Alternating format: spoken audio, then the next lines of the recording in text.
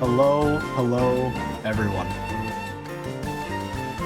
Hope you've all been well. I don't know, I unfortunately can't hear the music myself. Because that would double the audio. Although I'm sure I could have worked something out to make sure that effect didn't happen. Actually, you know what? Let me try something right now. That should do the number. That should do it. Music is a bit loud compared to let me. I'm gonna turn that down a little bit. That should be a little bit better. Hope you've all been well.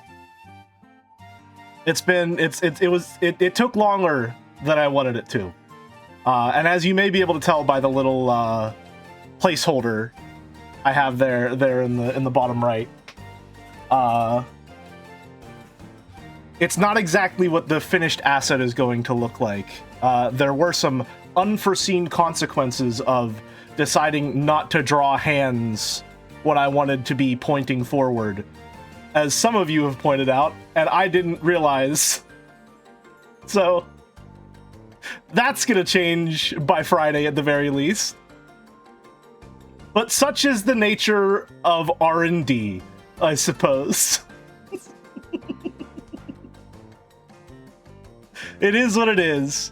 Can you change the font size to 20 pixels and the URL to the one with question mark theme light in it? It affects the username color. Yep, give me 1 second. Let me do some on the fly. Where is this? Sorry, let me see. The URL mat, gotcha. Copy text.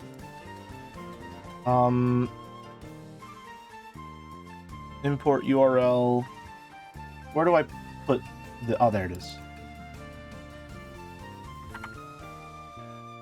I think that should fix it. It should be good now. I don't know. I'll need to wait until someone types, I guess.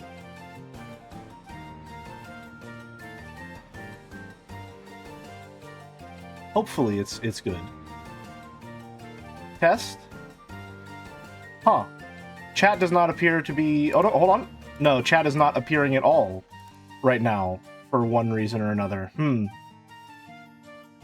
Not sure why that's going on. Let's just hit a quick little Control-Z. Oh.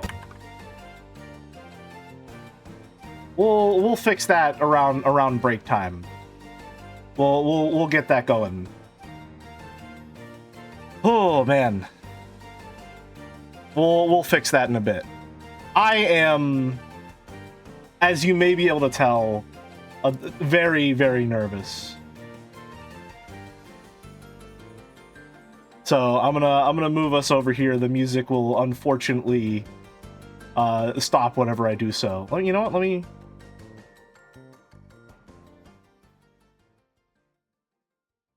Real cinematic-like. Ooh, no way. There we go. Hi, everyone. No new model just yet. Howdy, Echo the Moth. Okay, I popped by to say hi. So hi, every now and every moth. Hope you have a good time. I'm tired today. Gotta rest. Have a good one, Echo. Thank you very much for stopping by. And also, during the little intro, we got a couple subscriptions here. So thank you very much, Flora Candy, for resubscribing for 18 months at Tier 1. That's 21 months total. Aw, this screen is adorable. Thank you very much. I'm glad everyone likes the placeholder pose notwithstanding. That one will need to be adjusted. Thank you very much, Zatex, for the resubscription. 7 months at Tier 3, 8 months total, with beautiful. Thank you very much.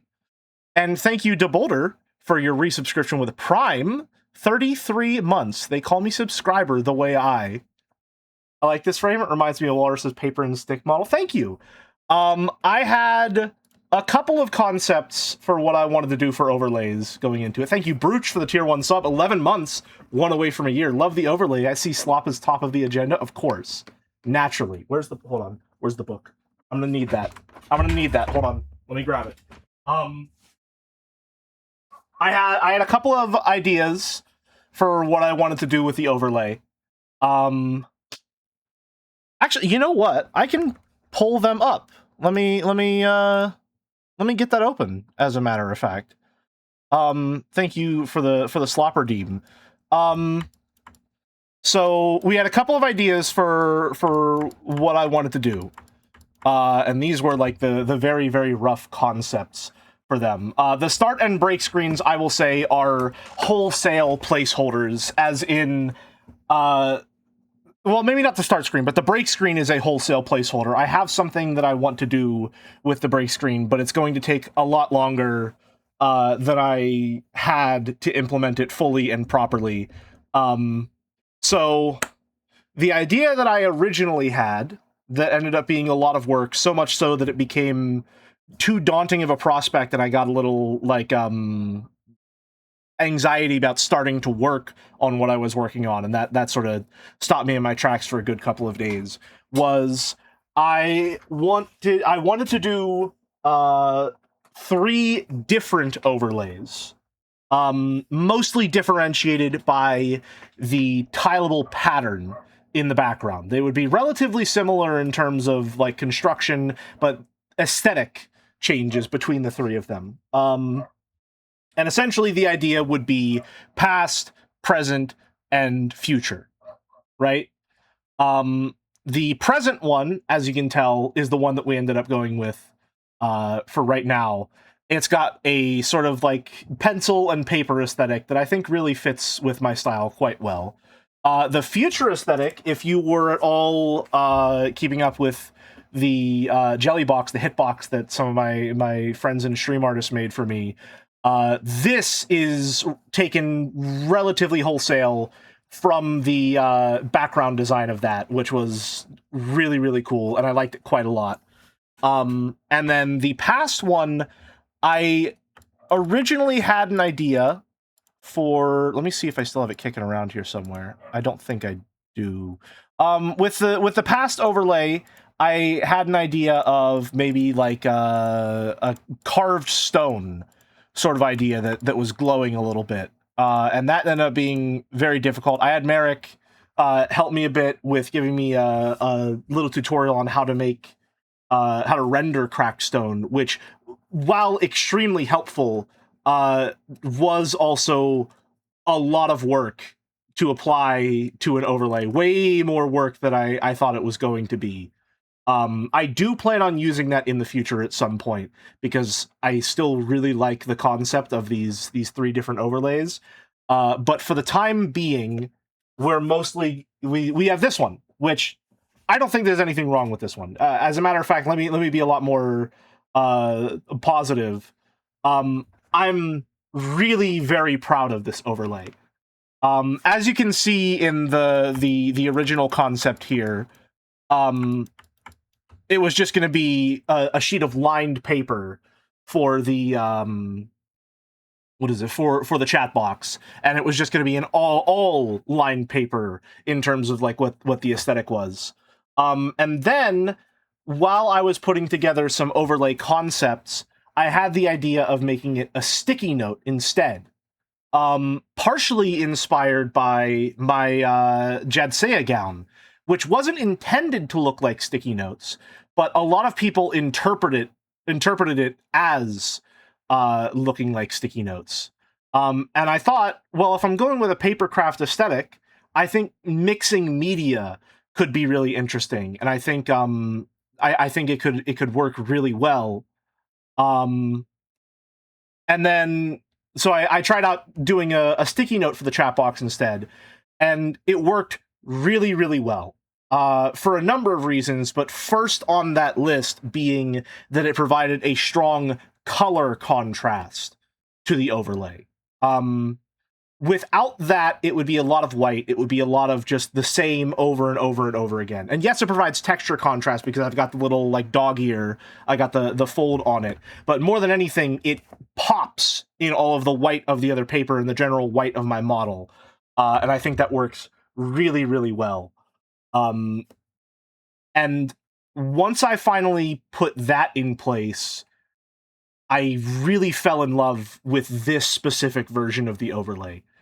Before then, I was really feeling the futuristic one as probably my favorite. And you know what? Let me actually pull up the overlay draft page so that I can show you what that looked like as well. So here's what the overlay looks like. Yeah, once I added the sticky note, I was really feeling like it was the right way to go.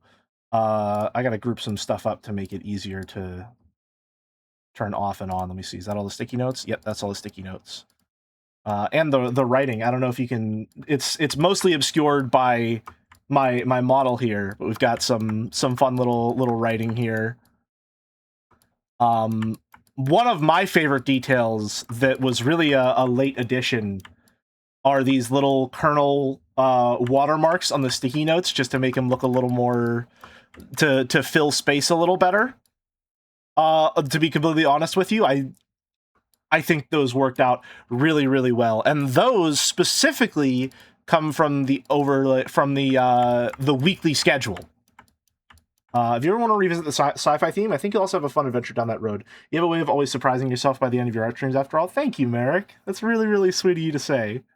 Were you possessed when you wrote that "make us whole" line over and over again? I wanted to write something in there. I wanted to get a few little cheeky stream references in the overlay wherever I could. Most important to me was, as I'm explaining now, I wanted to make the kernels part of the visual design of the streams as well, because they're meant to be a chat mascot. And so because they're meant to be a chat mascot, I want them to be a little bit more present in the aesthetics of the stream so that they can be, you know, actually function as a mascot of sorts. And so when I was putting together the schedule here, I had the idea to actually I'll pull up the schedule Krita document instead. Love how you've embraced the kernels. It's so you. Thank you. I really truly dearly love them so much. So when I was putting together the schedule, let me show you here. I originally had a setup for the future overlay. And what really sealed the deal for me on going with the Papercraft present overlay as the primary overlay was I put this together and I didn't love it. I liked it. It was clean, but it didn't feel like me. It felt a little sterile in a sense. I didn't like the typed stream schedule and stream date and stuff like that, and this all felt too clean, too segmented, too contained in a sense. So it looked good on a technical level, but it didn't really resonate with me very much, especially when the previous style was very clearly designed to be really let me pull it all up here.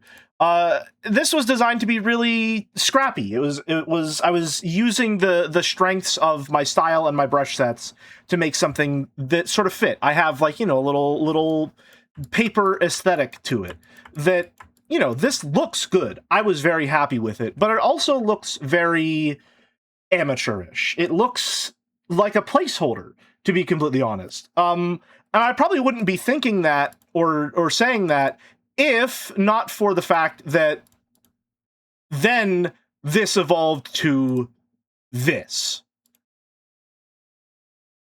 This is a world of difference from the previous setup. All of the bones are still the same. We've still got everything in the same places, but the overall construction of everything and the way it's put together, it feels like me. This feels right. It's rough, it's sketchy, it's organized, but it looks a little disorganized to it. I loved how this looked. In particular, probably my favorite detail of all of these is I was planning on having the day-to-day schedule be one big sticky note.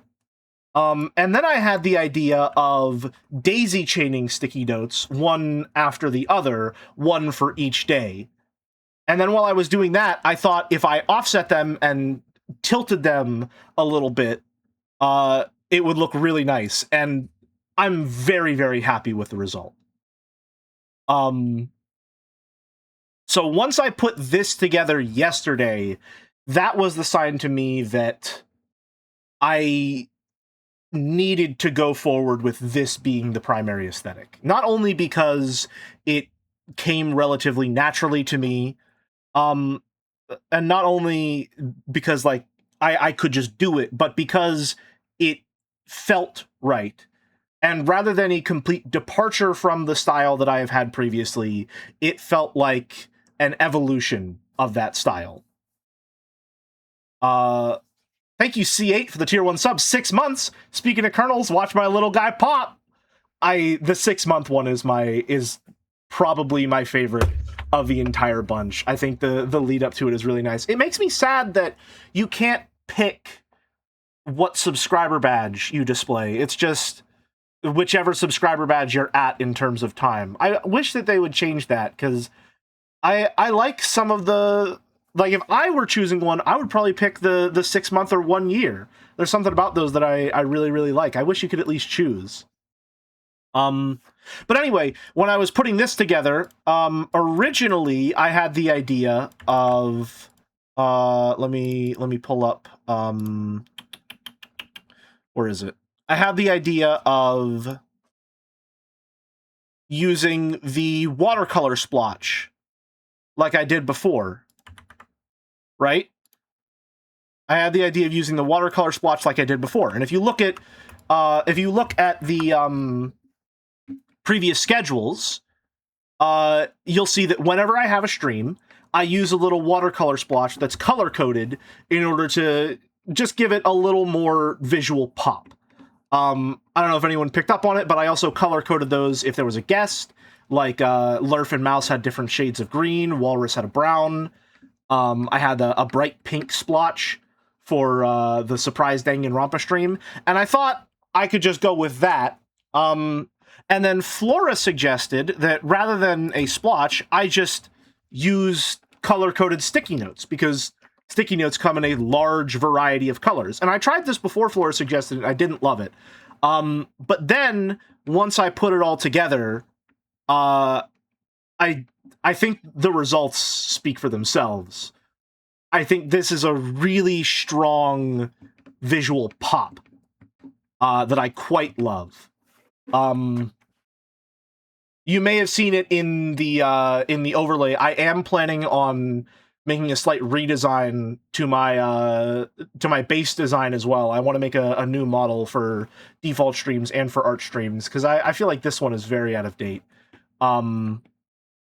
I want to find a way to work lavender into my color palette, because I think it works really well as a solid tertiary color.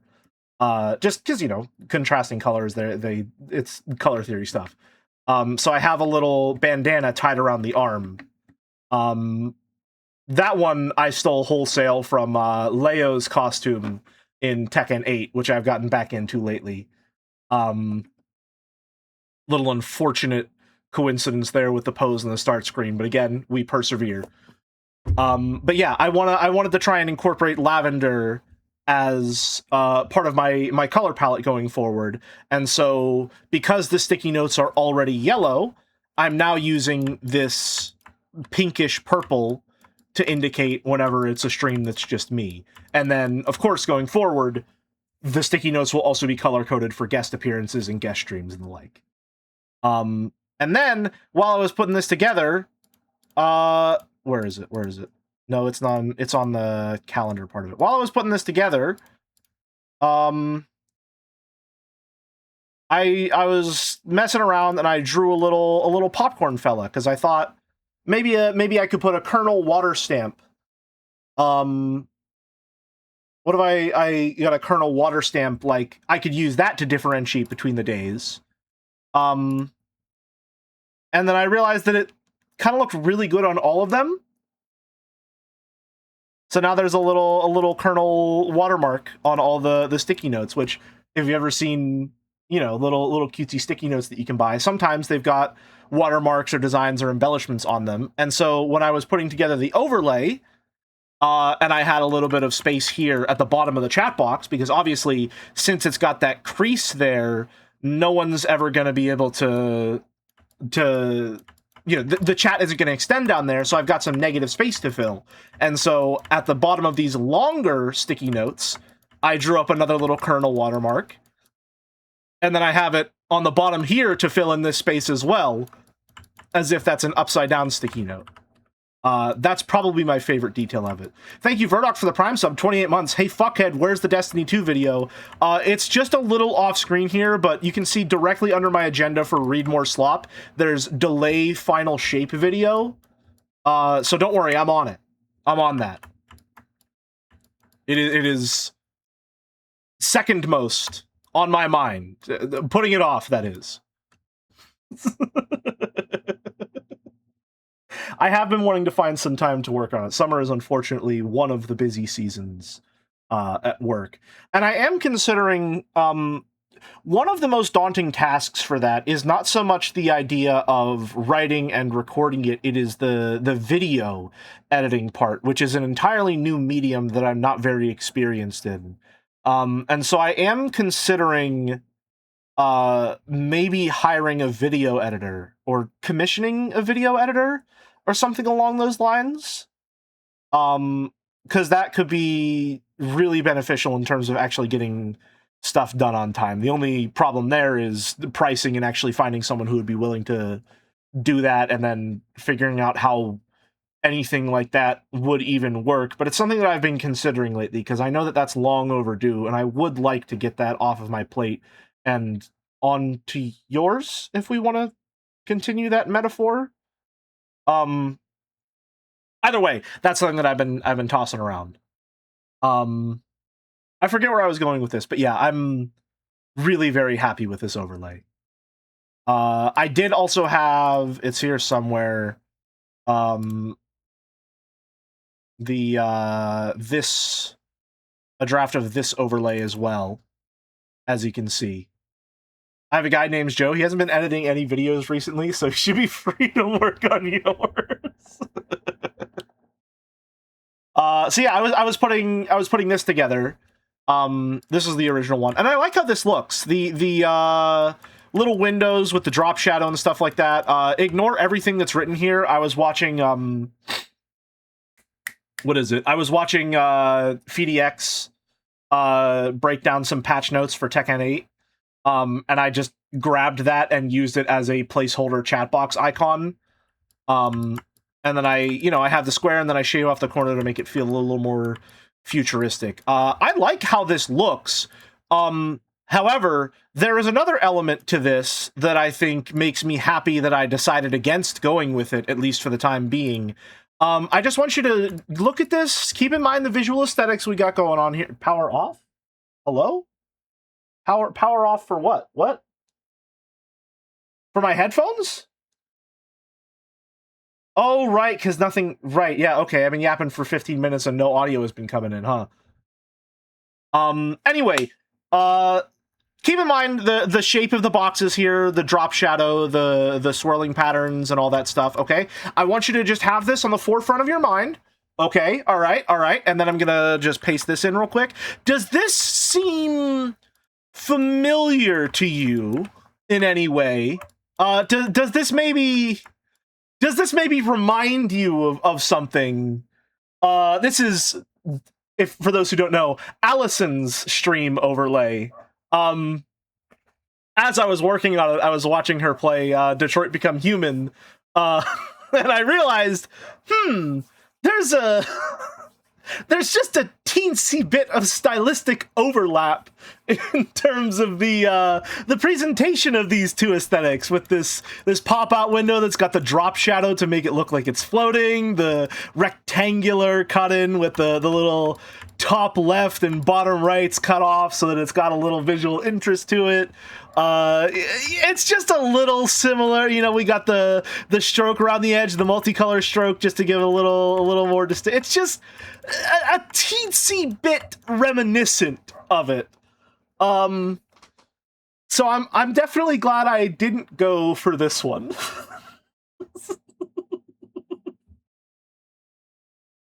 So if in the future I decide to brush up on the future overlay style, I will probably need to consider a more distinct and, shall we say, original visual style for the chat box and related overlay elements.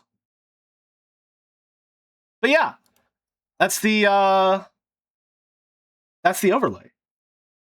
I'm really, really, really happy with how it turned out, and I hope that everyone else enjoys it as well.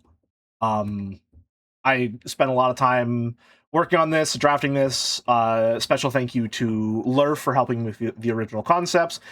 Special thank you to Flora and C8 for the spiral pattern. Flora, if you don't know, originally found and used this spiral pattern on the jelly box when she was making the logo, and then C8, whenever we were refining the jelly box and started to use it as a background element, made a larger, cleaner, tileable patterned version of that swirl, which I then drew over top of to make this rough pencil version of it that I could use as a tileable pattern for this one. So thank you to Flora and C8. Thank you, Merrick, for helping me with some drafting considerations as well. I really do want to do that cracked stone overlay at some point in the future, because I think that's a very strong idea and it would be really fun to try and implement it. So thank you to everyone who helped out with this. Thank you, Teef, for the new stream music. I'm very excited for you all to hear the break screen music as well, which does not have problematic art on it, so that's good. We won't be seeing that one again. That's fine. We're safe from that, and I'll fix that by Friday. Thank you, Jill, of course. Thank you, Clive. Thank you, Ben Starr, who by technicality was my coworker at one point in time. Thank you, Mouse, for making that insane bullshit sentence true. And thank you, Labubu.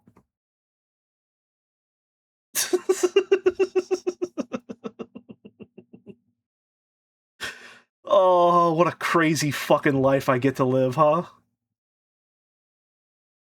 The prototype intro screen is more of a springtime one for Hitler. Awesome. Great. This really makes me feel like the producers. Hope we get Ari as a guest speaker this year. Who fucking knows what could happen? The power that Mouse wields by being able to just email someone and not worry at all. You know, I just realized this is yet another example of jump scare Hitler, even if this isn't anime.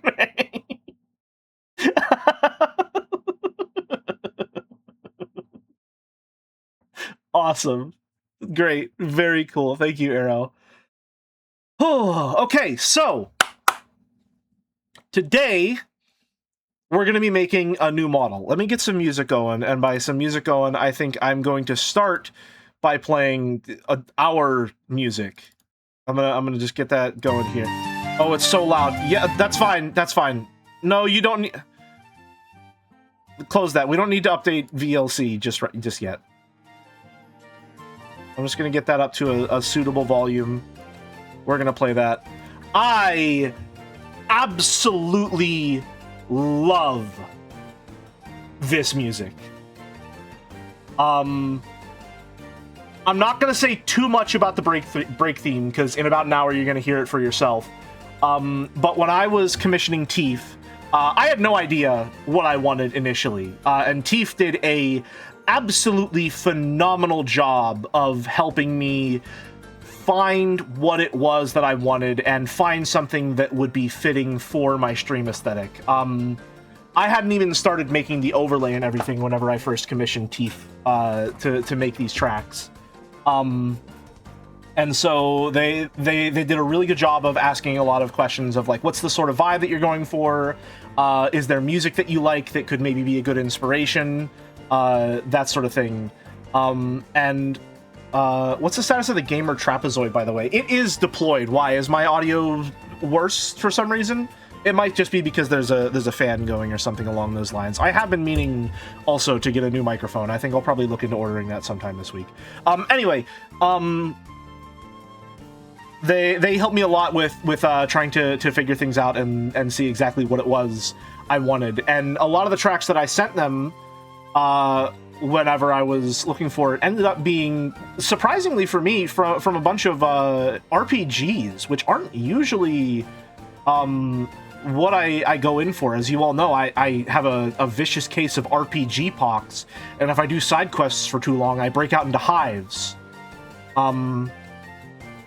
So, in particular, the primary inspiration that I provided Teef for this track was from Monster Hunter World, of all games, which, if you don't know, is one of my less favorite Monster Hunter games. I don't love the way that Monster Hunter World modernized a lot of the mechanics and a lot of the systems, and especially a lot of the visual style of the game, despite how good it looked. But what I did really love is the music.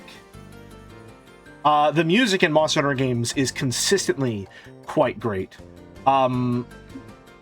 And so, I can't remember, I think it's hold on.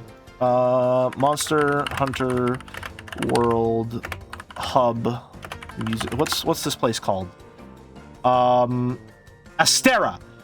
I'll actually play a little bit of that right now. I'm gonna pause that.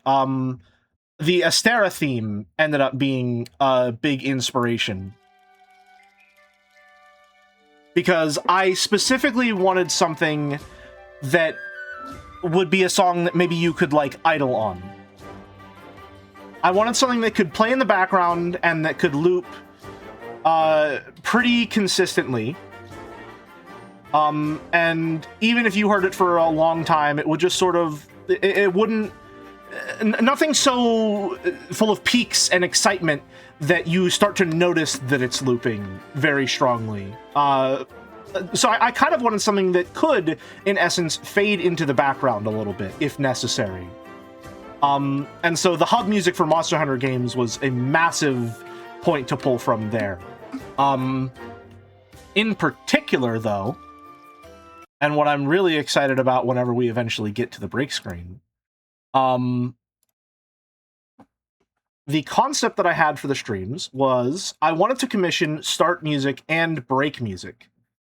And so for the break music, rather than a completely different track, which if you watch Mouse's streams or if you watch Walrus's streams, you'll know that they have music by Teeth, but they have vastly different tracks for their start and break music, right? I instead opted for a variation of the start screen music. So internally, the files are labeled as day and night themes.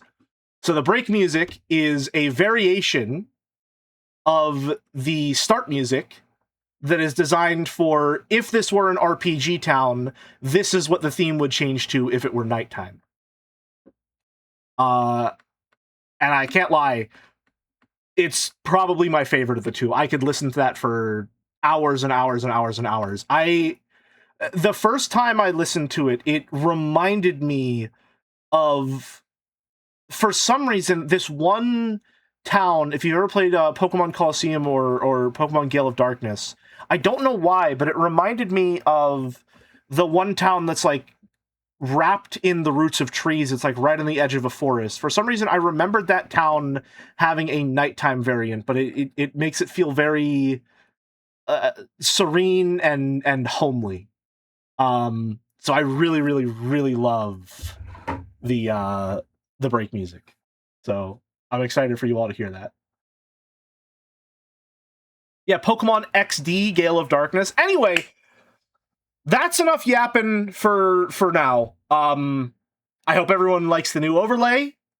I really love the new overlay. I'm exceptionally proud of how these came out. And I gotta say, even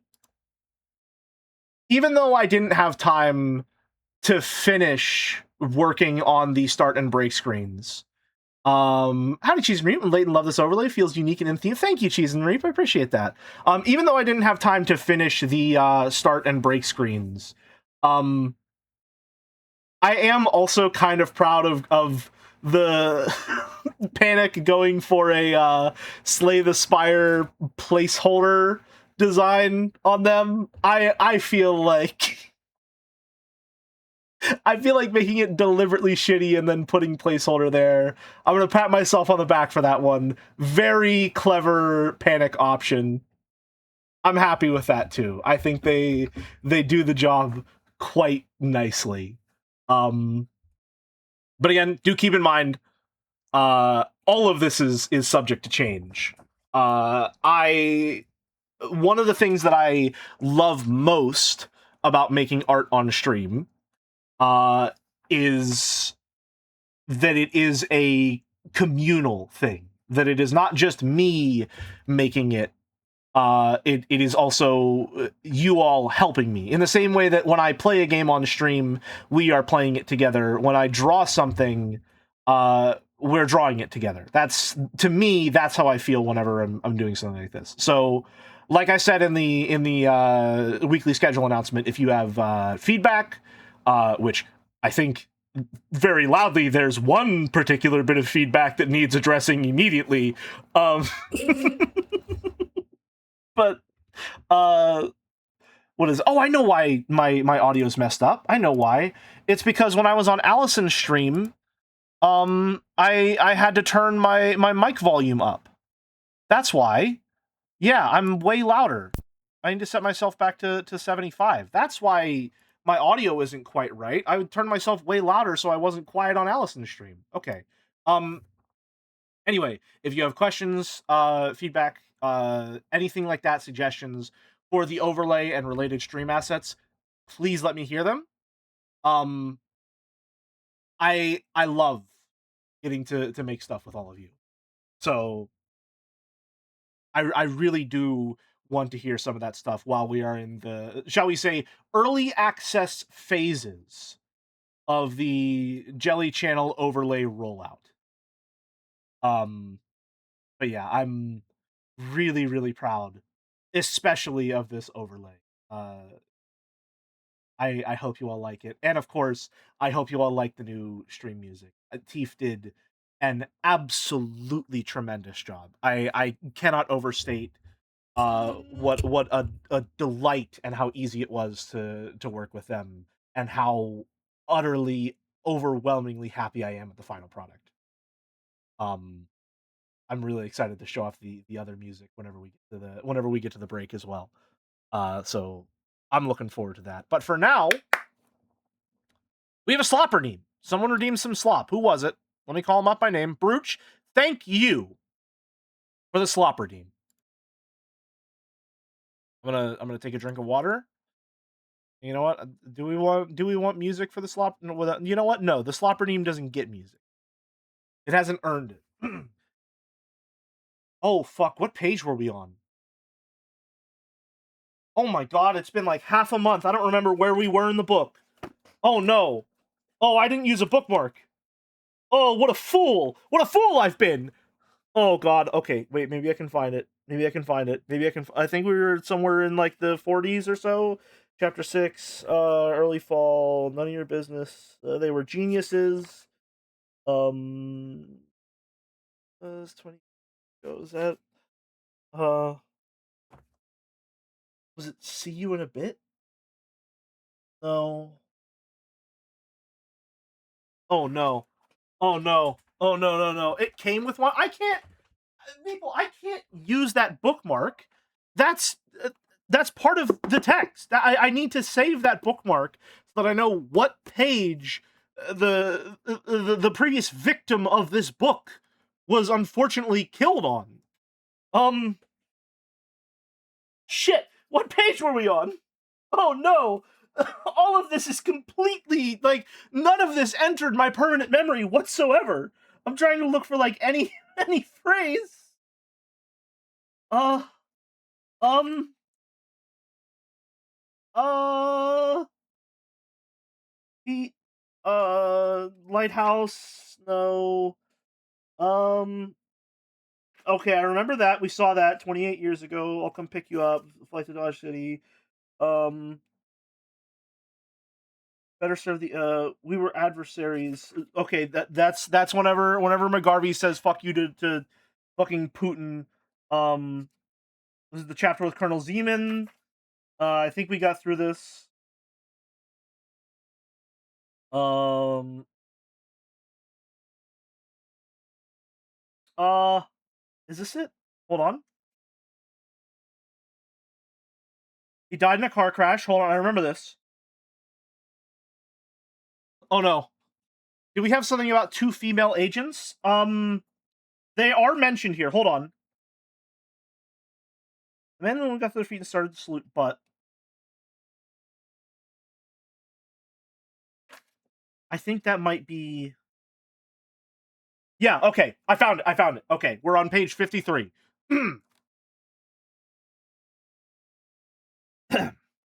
Zimmern waved them off. We won't be wearing uniforms, so military courtesies will not be practiced. Yes, sir, the woman said, and the women said, and they both sat down. These two are your team. No others will be involved, though you will have a control officer in the States, reachable only by phone.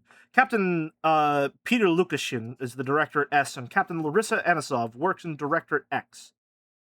They are extremely capable officers, and their English is flawless. S was illegal intelligence, responsible for planting and working deep cover agents abroad, and X was the division responsible for gathering scientific and technical intelligence. May I learn now what our specific goal is? Zimin asked. I have the operational planning files, General. We can go over them in detail with you, Larissa said. Zimin had directed his question to Raskopov. Does the name Otto Renka mean something to you? The General asked. Vaguely, I think he might have worked for the CIA in their Science and Technology Directorate. And the name Kirk McGarvey? That one, yes, definitely. He's the son of John and Lily, and he briefly held the same office in the CIA that you do here, sir. He was a junior officer for the agency at the time of the Kansas operation. Now he's supposedly been retired for several years, but in actuality he is still very active, with mostly extrajudicial operations and others not sanctioned by the White House or Congress, and very often even not sanctioned by the agency itself. Are we keeping watch on him? Of course, the general said. He and Mr. Ranka are reported to be the best of friends. And it came to our attention 6 days ago that Ranka started digging into the McGarvey's deaths. We've kept a loose watch on several locations, including the western Kansas ranch where the original operation was concluded, and, of course, on Los Alamos, where it began and continues to this day. Whatever he may have found can have no relevance today, sir. Technologies have certainly advanced by quantum leaps. That is where that slopper. Okay, that slop. Let me take the drink of my water. Let me get the music up and going again.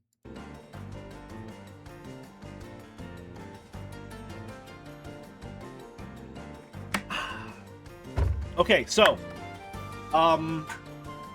today we are making an overlay for No Straight Roads. Happy Pride Month. I believe this was requested by Tep, if I'm not mistaken.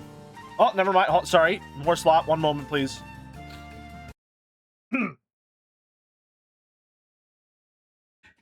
Technologies have changed, but methodologies have not. In any event, we still have two well-placed operatives inside Los Alamos, and their product is very important to us. Zimmern was mystified. What exactly do you want us to do, sir? Till 4 days ago, I would have said nothing, but the president himself ordered me to get involved. Sir?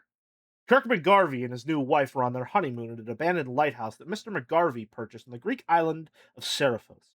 Ranka and his wife, who herself was a highly placed officer in the American NRO and NSA agencies, came to visit. 2 days later, Renka returned to Langley, while McGarvey and his wife, who was a CIA field officer, flew back to the States. The president thinks, as I do, that the four of them are investigating the deaths of John and Lily McGarvey. Their efforts succeed, it would jeopardize not only our assets at the laboratory, but also those still in orbit. What has led the president to suspect such a thing? People travel all the time. Mr. Renka has made certain inquiries, most of which we can't decipher. But there has been something of a pattern. I'm sorry, sir, but it doesn't add up. It's the anniversary of the McGarvey operation. Sometimes sons develop a need for closure. It was still thin in Zimbin's mind. There had to be more. He was a man who'd always followed orders. Our orders? He asked. Kill them all. And that's the end of the chapter. You can tell they're evil because they want to kill the main characters, and that means they're evil.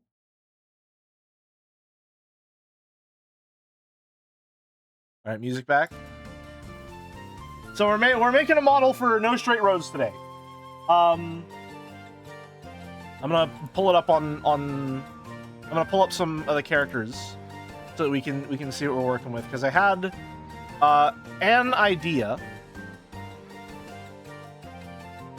Let me see. This is a good one. This will show you what we're working with in terms of visual style.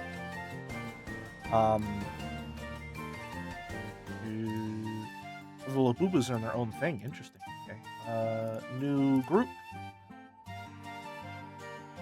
So, in terms of visual style, this is what the main characters look like. We got real lanky proportions. Tall and thin, limbs get wider as they go on.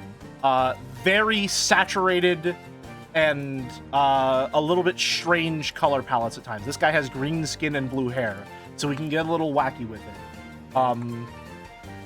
And I'll be honest, I wasn't really sure what I was going to do. I didn't have a very strong idea for what I wanted for this model initially. What I was thinking of doing was, because I think Tep requested it, I was going to do a model that was maybe reminiscent of Tep's style. Because I think there are some similarities with how Tep draws and how the style of No Straight Roads looks. There could be the case that maybe he was inspired by the game in some capacity. Which I'm going to check and make sure that he was the one that requested this, because it would be really embarrassing if not. I gotta make sure. Hold on. Community. Nope. Where is it? Moderation? No. Surely it's not in monetization. Analytics? Viewer rewards. There it is. Power-ups and channel points. Manage power-ups and channel points. Let me check. Short game review requests. It was not Tep. Oh my god, it was File Fighter. I could have sworn it was Tep. Did Tep even redeem anything? Oh my god. What a fool I've been. Anyway, No Straight Roads. So, all I knew was that I kind of wanted to imitate the style that we got going here with the lanky proportions. But in terms of actually what it was going to look like, I didn't have a very strong idea. And then... Sorry, unfortunately, the summertime. Then I drew this for the weekly schedule. I like to do my sketches for the weekly schedule just because they add a little extra character to it. They make it a little more fun, a little more interesting. And I was just sort of doodling like rock star jelly. Just letting my pencil guide me, as it were. And I'm not gonna lie, for the most part, I think this design kind of kicks ass. I think this kind of goes hard. So I think maybe we take this, we tweak it, we retool it, we stylize it a little more, and we work with this as the base idea for our design. Because in particular, I really like the cropped leather jacket with the torn sleeves poking out. I think that looks kind of awesome. I wanna play with this. I think. We're just gonna yoink you real quick. Oh, what just happened? There we go, okay. Oh no, is that still visible? Oh no. Yes, but not real. Oh no. Oh well. That's fine. Don't worry about it. No, we will not save any of the changes made there. Collapse this into one layer. So I think I want to work with this as like the base of what we're working with here.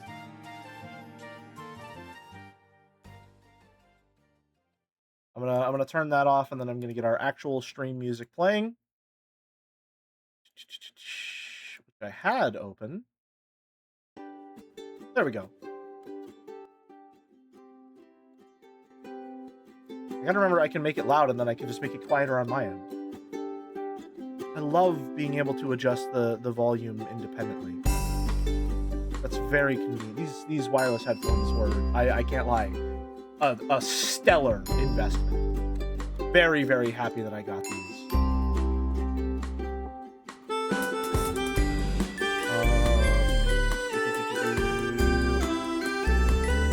Hi, Lerv!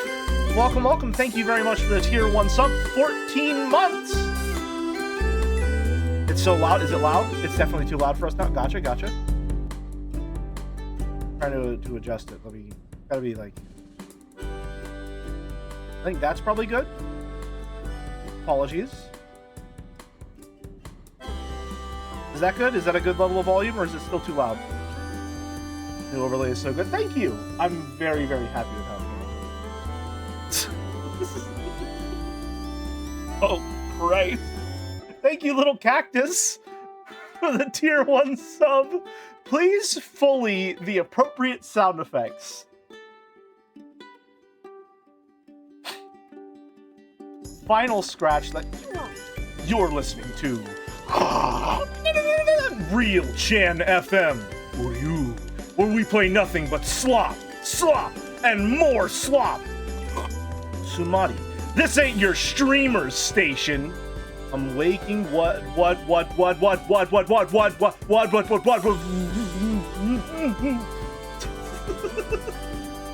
Thank you.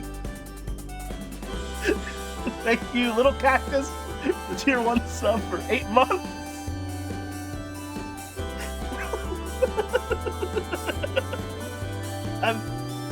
I'm kind of amazed I got that in one take. Damn. Oh no.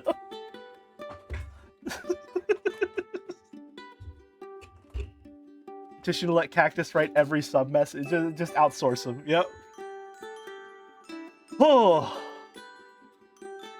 Okay, so I'm thinking this is the design that we go for, and I think we try and stylize this, and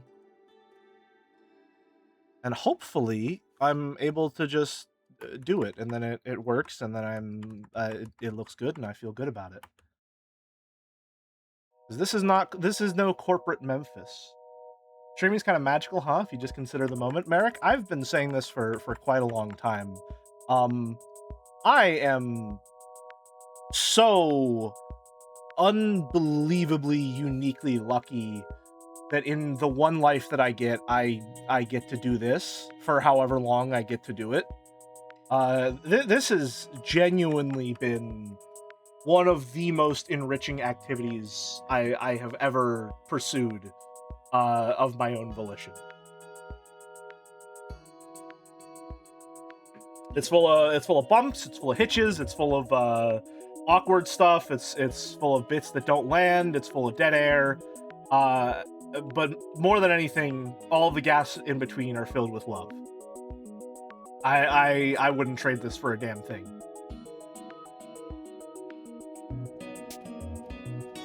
I love it quite a lot. And we get Moonscape. Holy shit.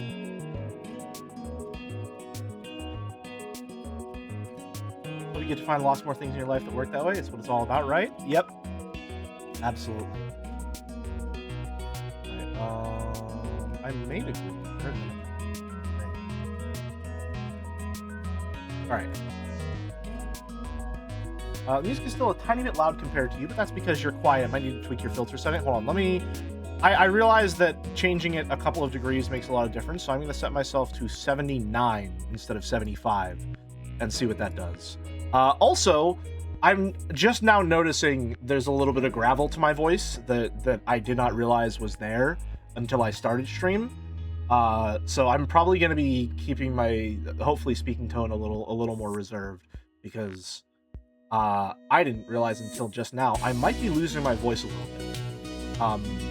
So I'm gonna probably take a little more frequent, like, breaks are probably gonna be on the hour 30. One, because I want to show off the break stream, but two, because I'm gonna need to refill my water quite. It's getting more gravelly the more I'm talking. That's a little rough. I'm gonna keep tones to a low, so I'm probably gonna be a little on the quieter side today.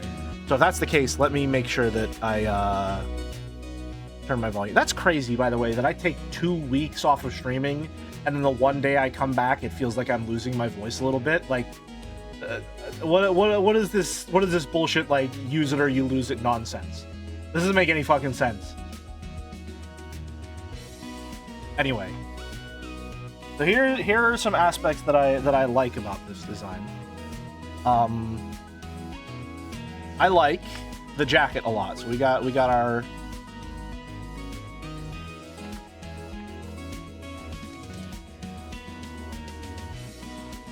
We got the choker, I think, and if we're feeling so inclined, maybe we can put, you know, some spikes on there, spiked collar type dealie. I like the big cropped jacket with the I'm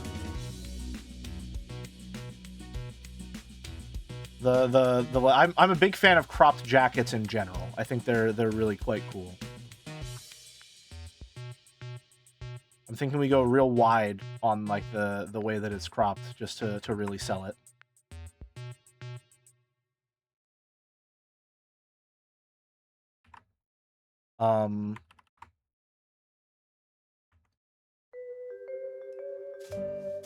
I like the torn sleeves. I think mentally the character design that I was imagining whenever I was making this was Spider-Punk? Probably. That's what I was imagining, I think.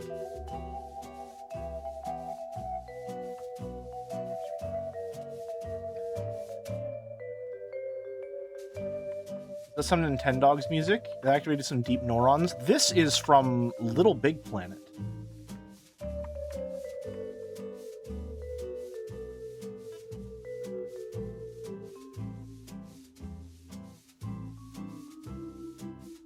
What are we thinking in terms of, like, how this shirt works here? In, like, a real loose one. I want the cancel sign on there. That's a Night in the Woods reference. So for sure we want that.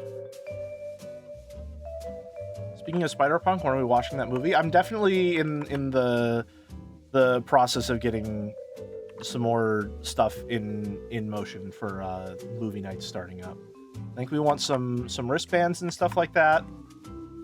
We definitely want blocky fingers and the like. For sure. Which is nice, because that helps us a lot. Big hands, blocky fingers.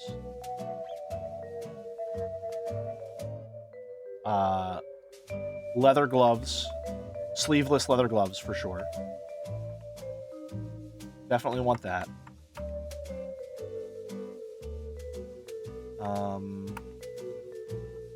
I'm thinking on this shirt, we get maybe like a half tuck sort of situation.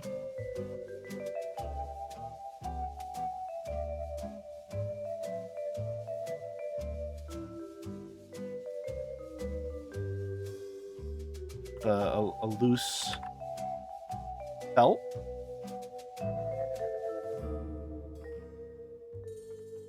Not gonna go for a more rounded look given the character design. I might. I don't know. I think I'm liking the spikiness of it. It's interesting.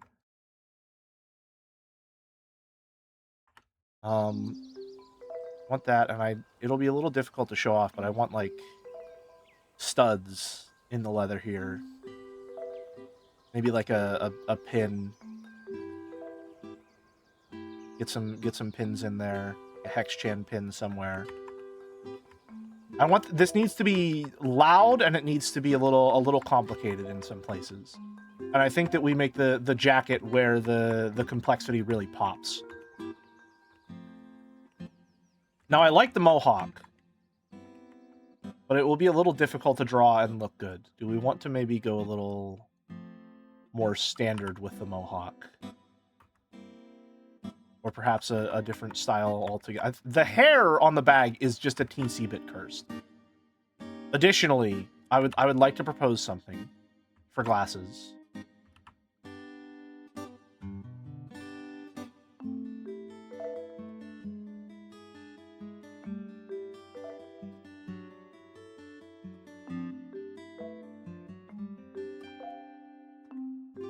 Like, we gotta. We gotta. You know what I mean?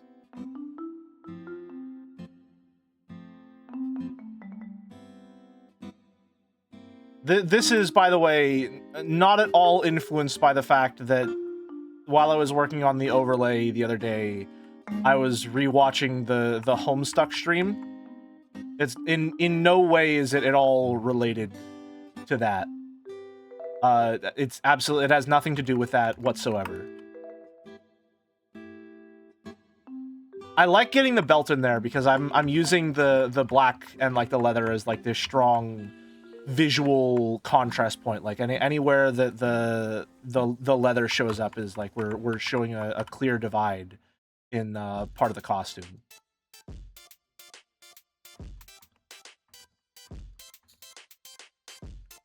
And when you talk, they get those white flashes from left to right. Oh, good idea, Cactus. Very good idea.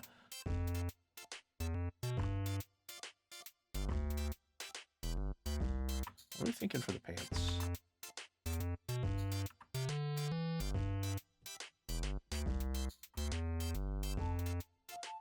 Maybe, hold on, wait. We go one like this, and then we extend one out just so that we can get something going there.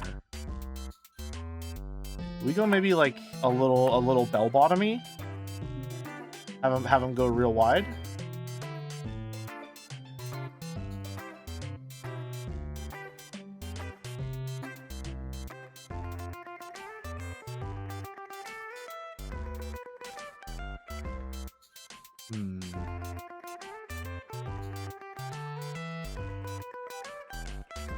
No, I'm not loving this. I'm not loving that. I think we gotta go, like, skinny jean type deal.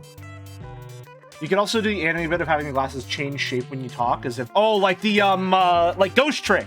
Like Ghost Trick. Like we do, Hold on.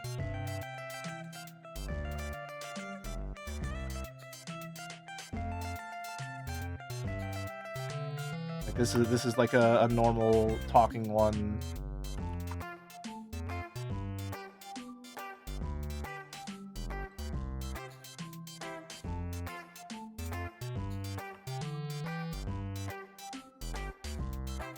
Have them go like a little...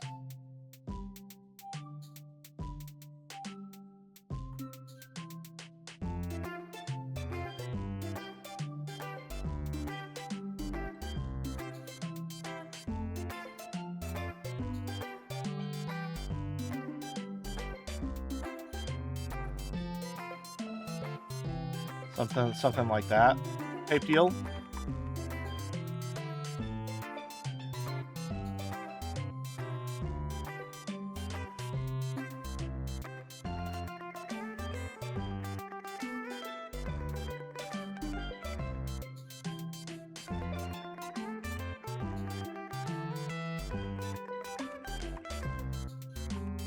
One of those type things. Anyway, I think we gotta go, like...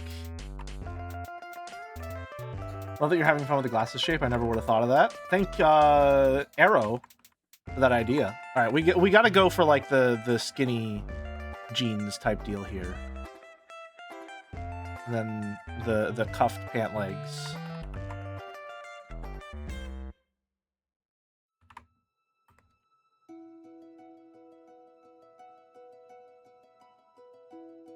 Get some tears in there.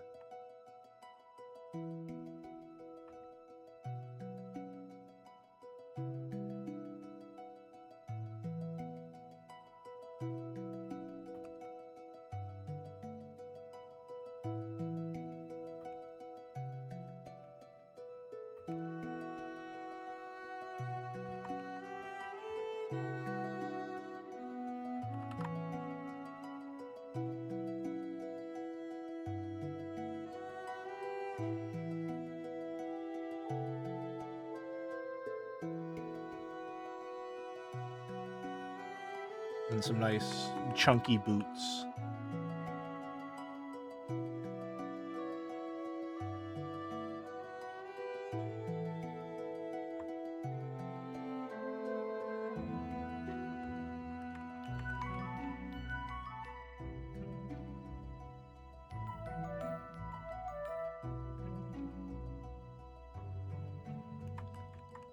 Something like that.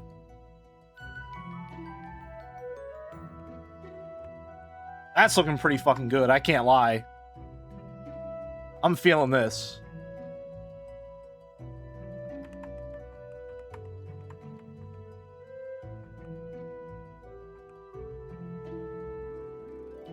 Hear me out, hear me out, hear me out, hear me out.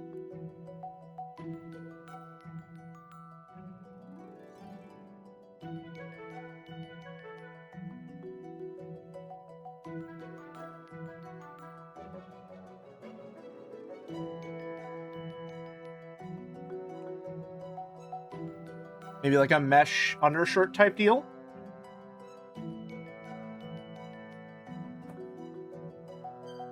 Or is that too much?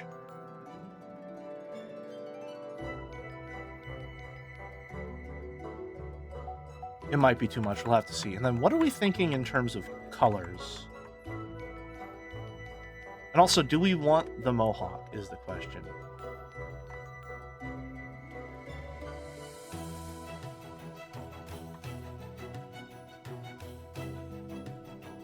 I think we gotta have the mohawk, but I don't like the spiky. I think we just go for this type deal. I think that's good.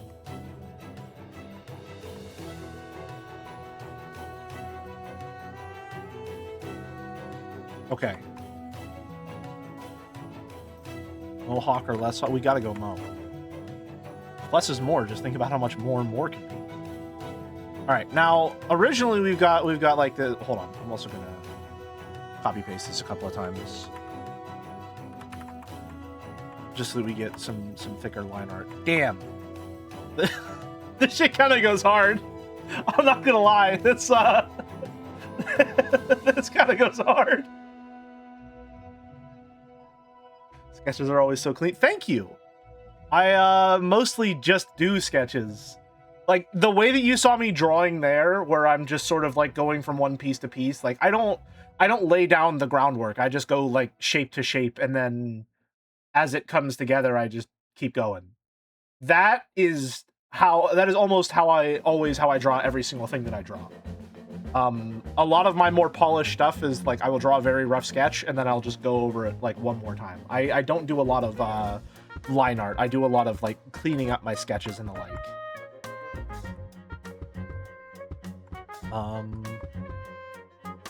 Merge that down, and now let's do some color.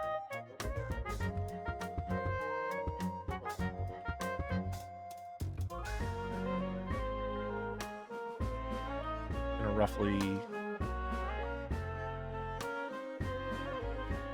color them in first to get a general idea. Then we can just color over all that. The base underneath is going to be white. Naturally. I think we're also going to have to take... Give me a second. We're also going to have to make, the legs get a lot wider down at the bottom to match the sort of style we got going on for the hands. And if anything, the arms need to be like lankier and thinner up towards where it meets the shoulder. So in terms of stylization, we'll have to work a little harder to incorporate those elements. Now, in terms of our base color palette,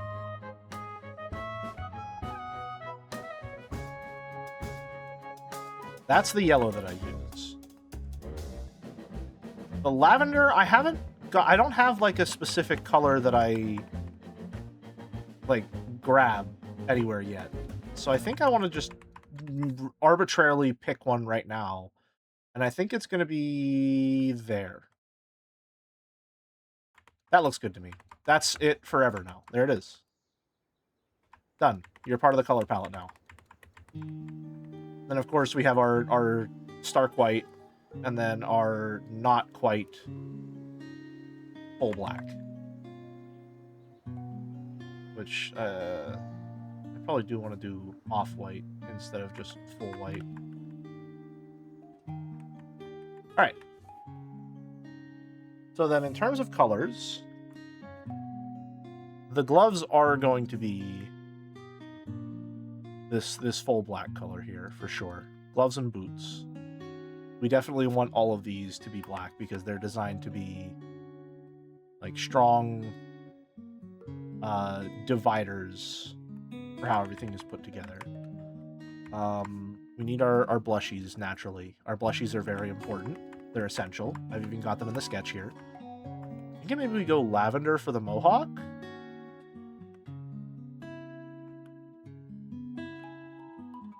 Then instead of the red, we can maybe just do a lavender. Ooh. Alright, then I'll do what I did here, which is go over it with like a rough sort of black to give it a weird kind of in-between color and texture. Now I went with like this bluish for the pants to be like kind of a jeans color. Oh, hold on. Can't forget something here. Well.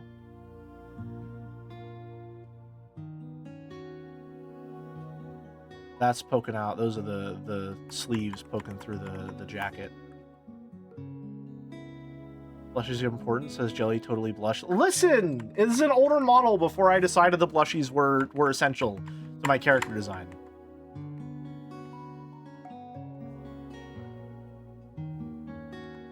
What are we thinking for these jeans? Also, I'm going to just arbitrarily fill in these pins with this, and we can decide what they would actually be.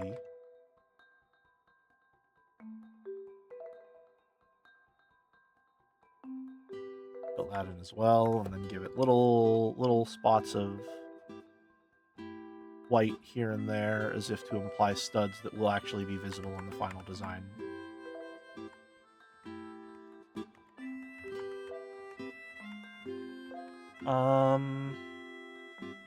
Thinking for these armbands, we go purple and yellow. Get a little bit of that in there.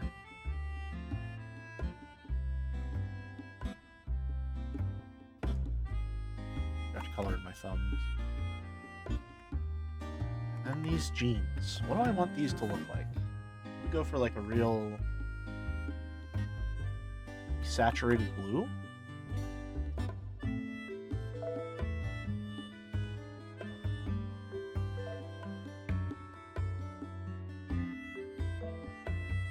Hold on, let me do something also. Let me make my life easier real quick.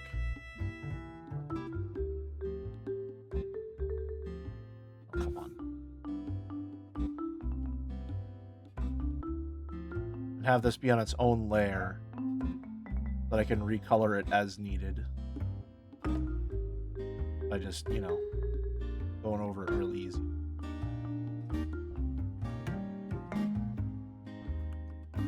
This little tear there, so that's going to be white. Maybe we go a little closer to purple to match up with the design a little bit. Ooh. Hold on a minute. No, I think that's it. I think that's literally it right there.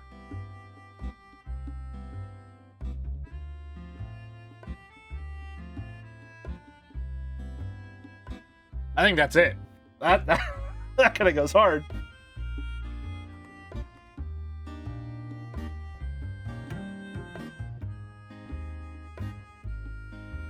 You get those in the color palette real quick.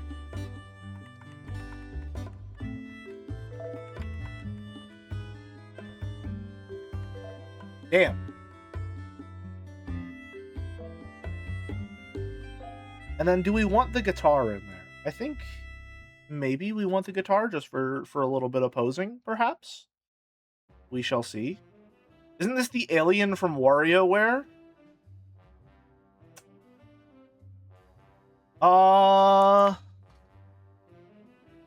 Can we do fishnets under the trousers for reasons? I'll be honest with you.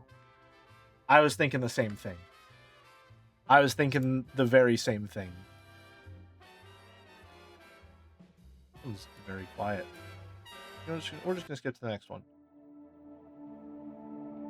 I'm thinking we do the fishnets underneath there too as well. I think so. I think I can grant that request. I am nothing if not a gracious host. Let it be said.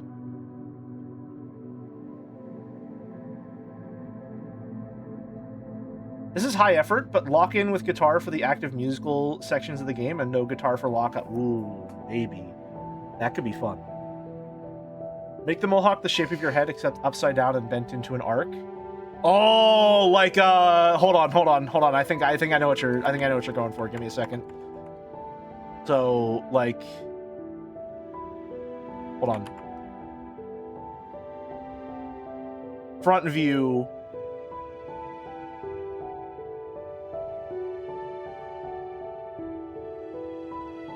Is like that.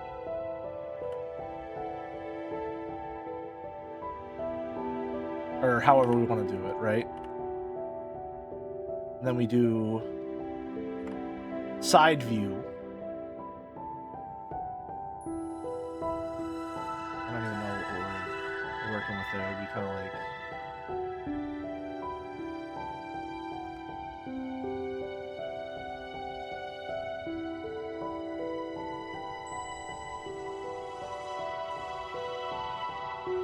kind of like that.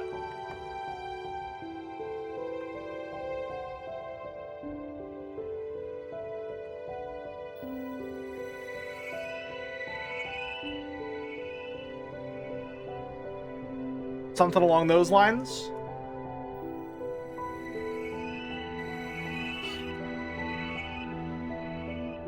I think that would be very fun. Needs more angle, I think. Yeah, we gotta...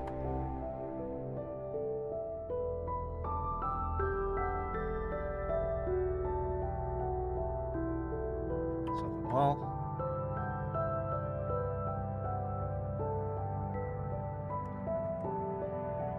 that's a bit Bart Simpson, but I was thinking it'd flare out the higher it goes. Let me see.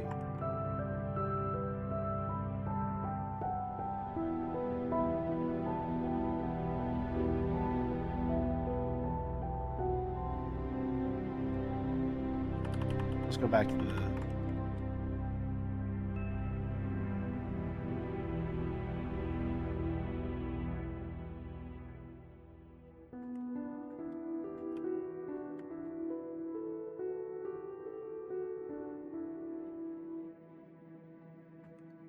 something along those lines. Get in that. This design kind of goes hard. This shit kind of goes hard. I can't lie. Like I was just sort of... I feel like this has to be like extremely derivative of something that I've seen before, and I'm just like copying it wholesale, and I'm not remembering it. Like this feels so crystallized in my mind somewhere that I have to just be, like, subliminally stealing a design I've seen. You know what I mean?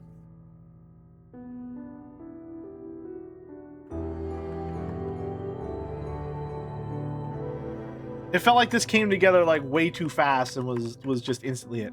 Orbulon WarioWare. All right, let me see.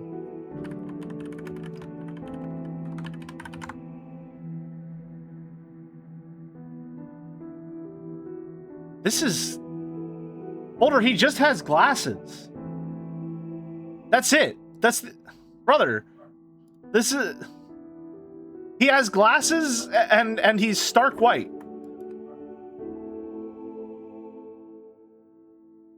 Like, I guess with the mohawk. A little bit. Separated at birth? Oh. I'm thinking more,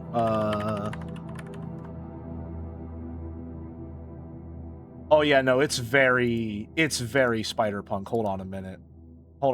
It is a lot more Spider-Punk than I thought it was. Yeah.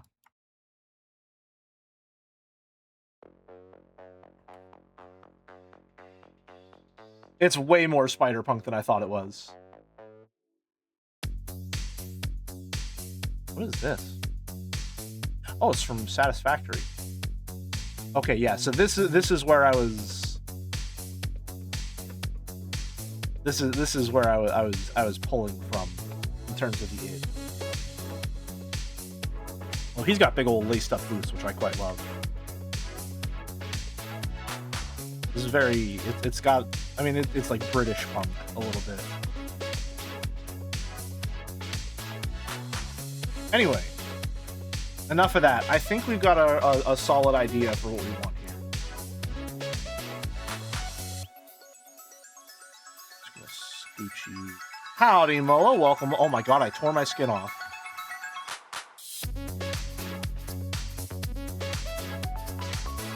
Just want to arrange this all in a pleasing fashion.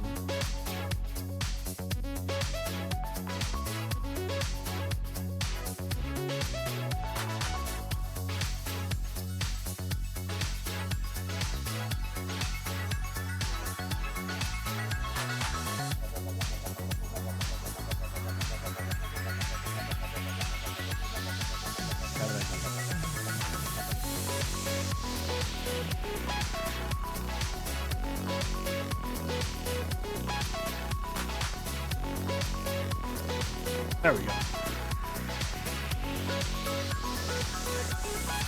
That's a little better.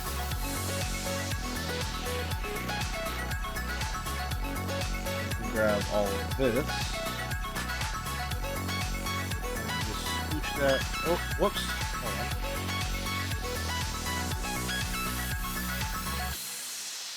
There we go. It's a Satisfactory song that makes me want to time the clap emote to it every time. It must be intentional. Where can I listen to this, Bob?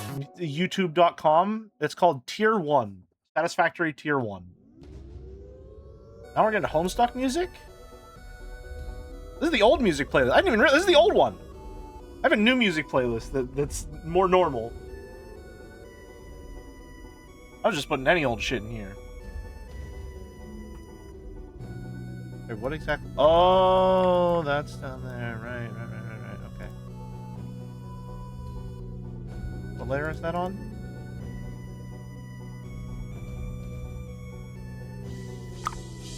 Boink that real quick. Set the miscellaneous tab. Now we're good to go.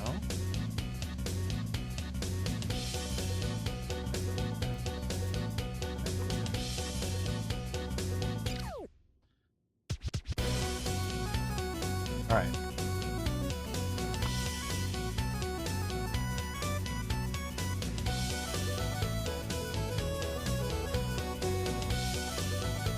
Man, this shit goes hard. The song, but I'm mostly thinking about the model here. Now, the question is, how do we want to pose the model?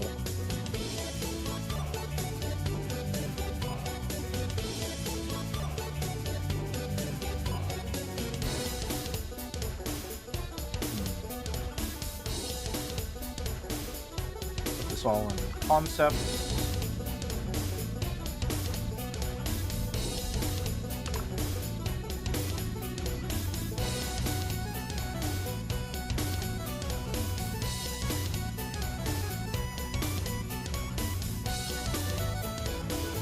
think maybe we get a little bit of a slouch to it here.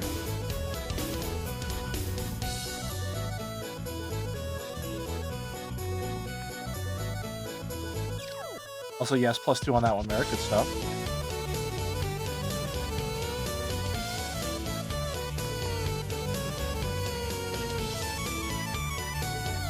Here's what I was trying to convey about the Mohawk. Hold on, let me pull up the... Oh! Oh, I see.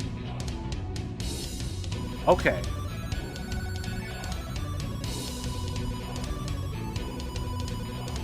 Scooch that up here. Okay, yeah. Music is a tad loud, but not that much. Let me turn it down a little, but not that much.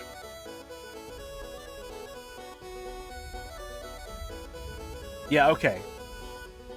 Gotcha. Gotcha, I fuck with this. I fuck with this heavy.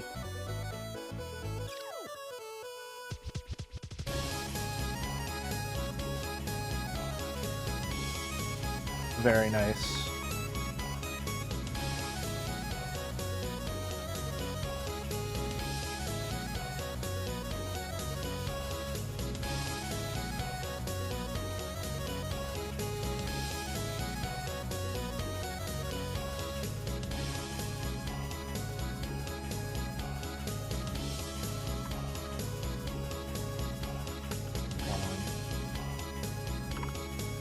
I want to go real, like, dynamic and angular with this. I feel like I'm not doing it justice if I don't try to get a little weird with it in terms of the angle we're going for here.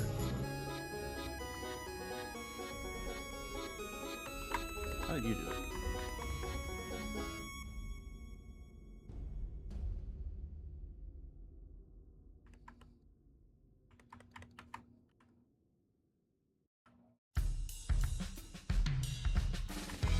Hi-Fi Rush? Okay. That's not quite right.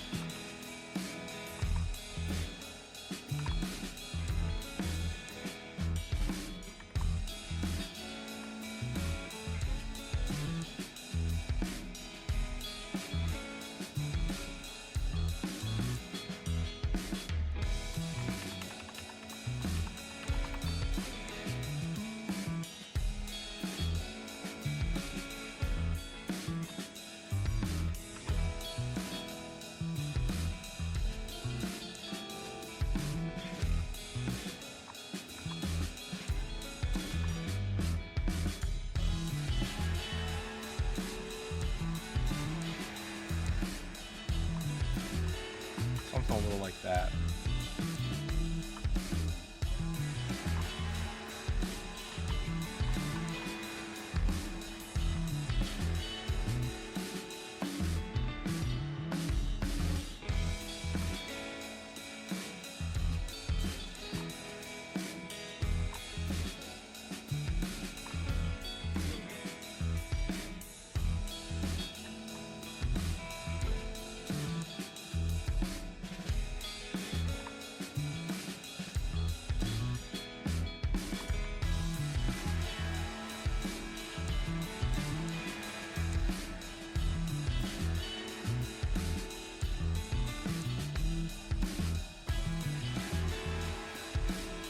Close to 2 years. Thank you very much, Dolmec, for the tier 1 sub. 22 months, 10-month streak. Thank you, thank you.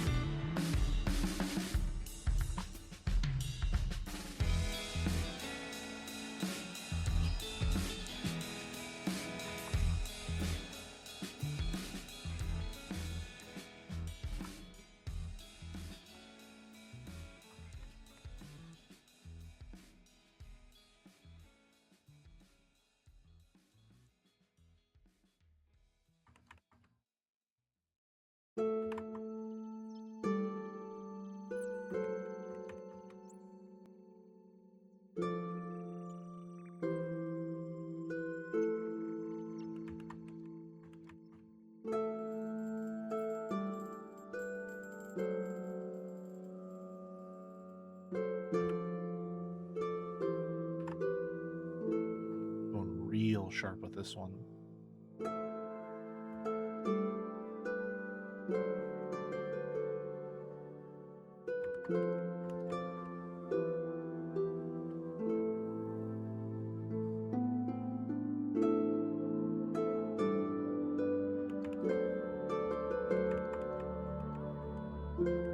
Really giving that Heck Kid vibe? A little bit, yeah.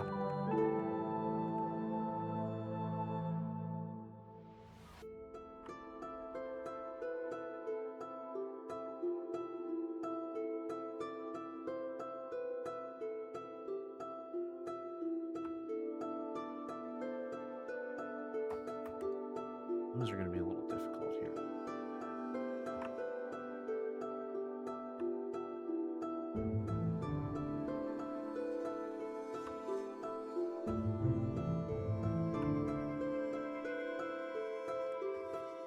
With the hair, it's giving a little bit of Rayman. I do see it. I do see it.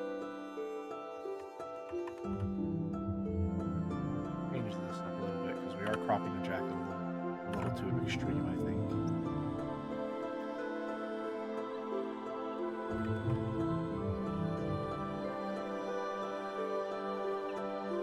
I'm not going to worry about the arms right now. I'm just sort of feeling it.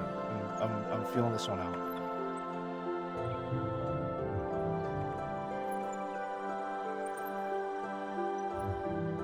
Just going to vibe for a little bit.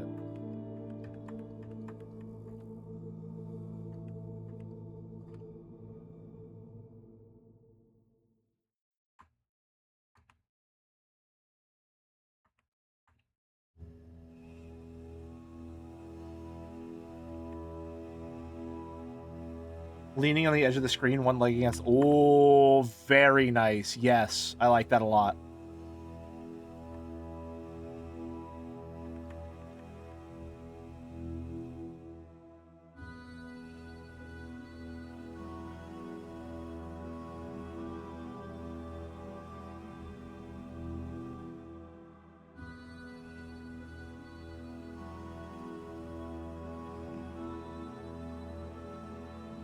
I think actually we want to have the belt. Okay.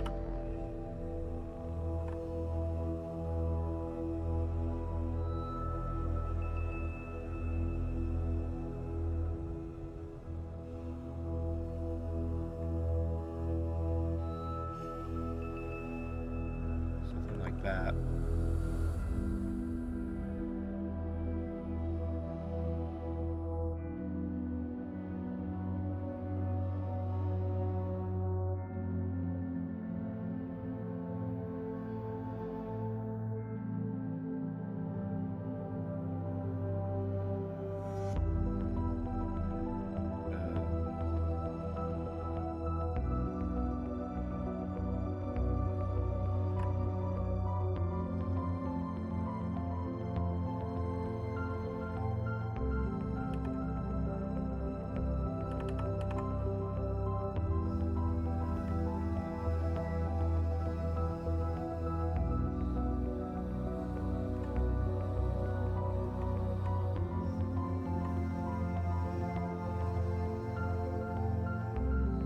See, it's a little difficult to not make them look a little bell-bottomy because of the way that the limbs sort of widen out a little.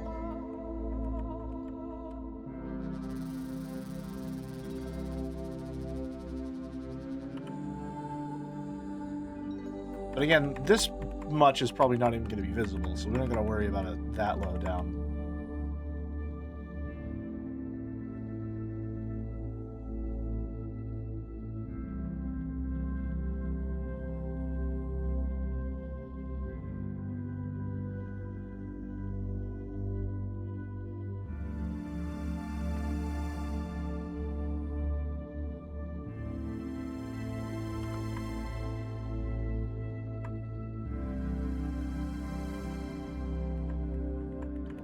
Go in there.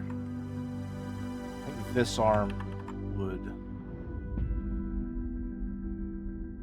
just hang down like that. Where do their arms end? At about waist level? Okay.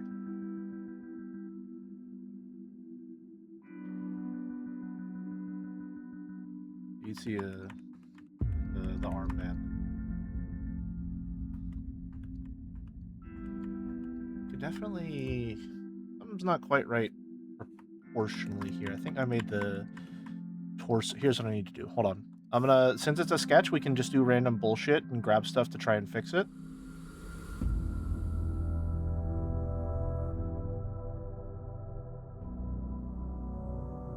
Need that torso shorter, and I need those legs longer.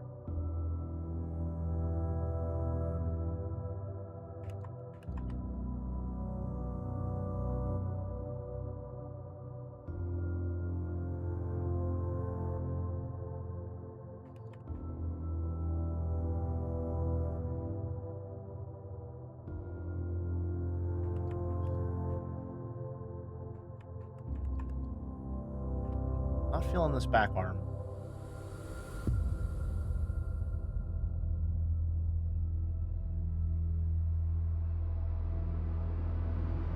Like in the pocket a little bit.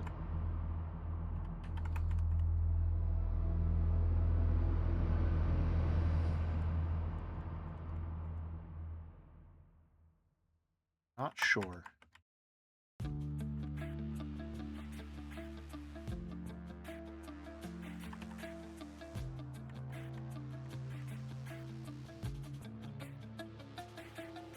Generally, I like this pose quite a lot, though.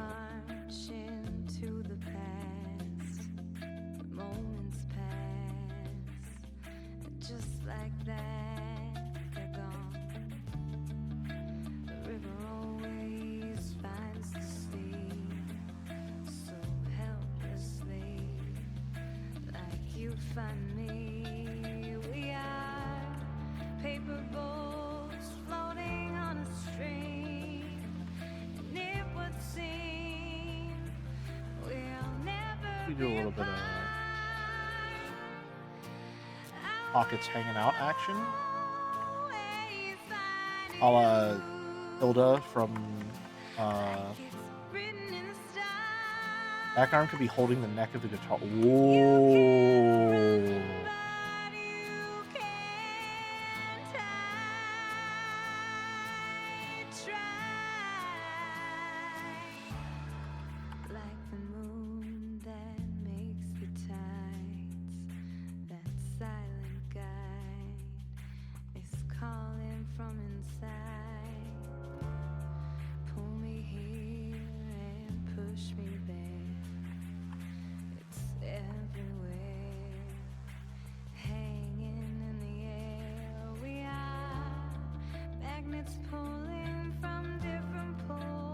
Just going real rough in terms of the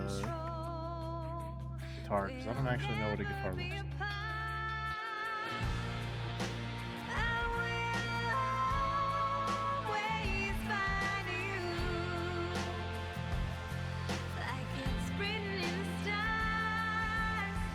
Anything along those lines?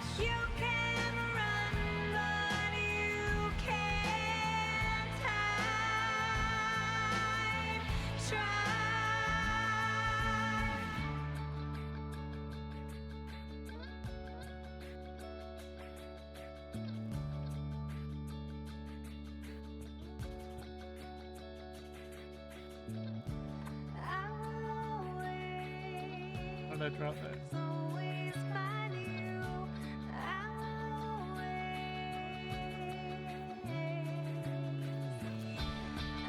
Something like that.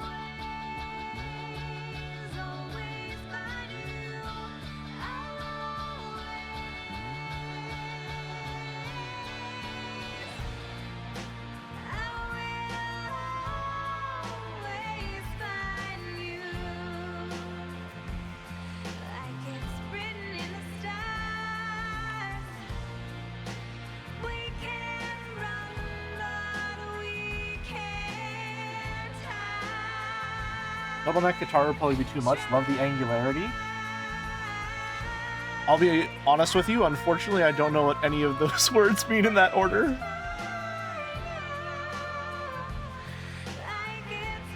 I don't know anything about guitars, actually. I'm a fucking poser.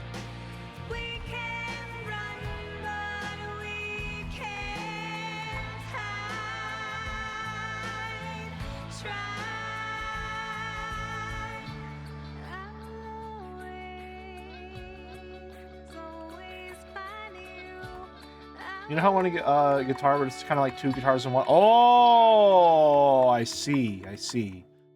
Yes, I am familiar.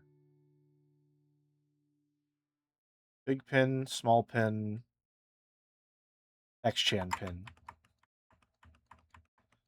This is such a cool kid in the school pose. Adorable. I'm not gonna lie, like, I'm drawing this and it's triggering, like, in my head, such like an unadulterated teenage idea of like, damn, this is cool.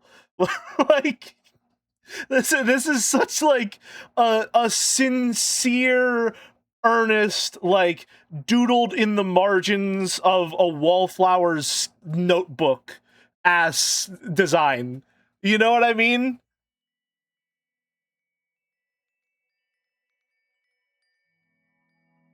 This goes so hard. This is fucking awesome.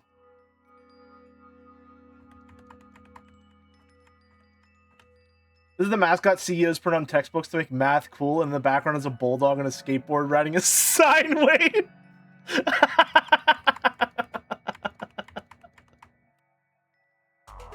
Oh man. Screw the t-shirt, show off that six-pack. No, we need the t-shirt's really important. The t-shirt's really important. And I'm vehemently against random six-packs. Thank you very much. I have not earned those muscles, nor would I have the build for it. Six-pack, it's that, you know, damn straight, brother, damn straight. Get some White Claws in there. Rip it and grip it, baby. Grip it and rip it. Ain't no laws. But no, I think this is it. Like, I think that's, I think that's like the everything. This shit goes unreasonably hard.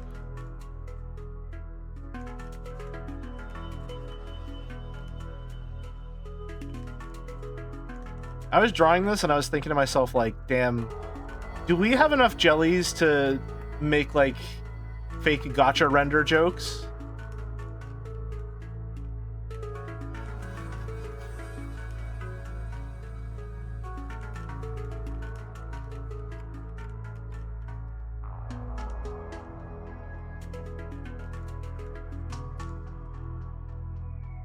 This shit goes so hard. This shit goes so hard. Jelly TCG trading card game. What? Oh, when we get fun. Yeah, I think this is the pose. Like, there genuinely might be enough jellies for Jelly Gotcha. I genuinely think there is. Yeah, this, like, this is the sketch that we trace over wholesale. Like, this goes hard. It's probably gonna be cropped, I would say, around here in the final version, so that I don't have to draw the shoes, but we could get enough of the leg visible to see the pose. I'm thinking that's the idea. Let me... God, this goes fucking crazy.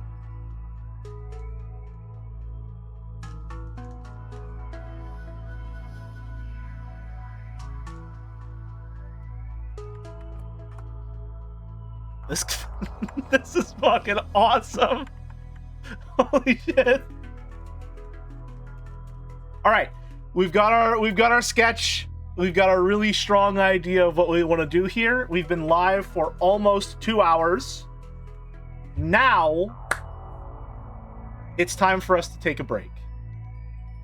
And I'm very excited about today's break because we have new stream music by Teef.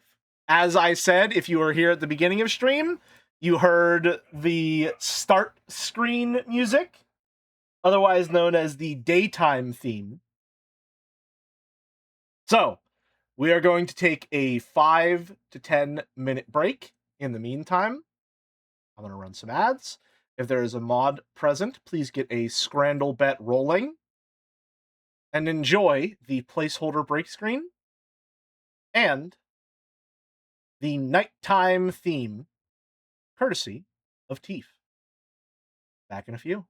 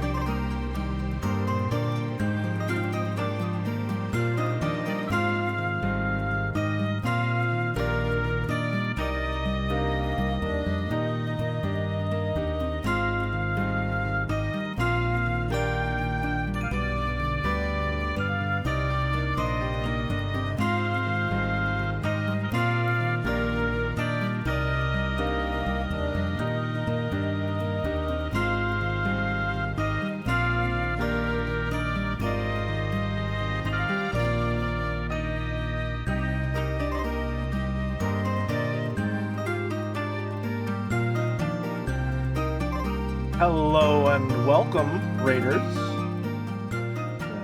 Turn this down just a little bit.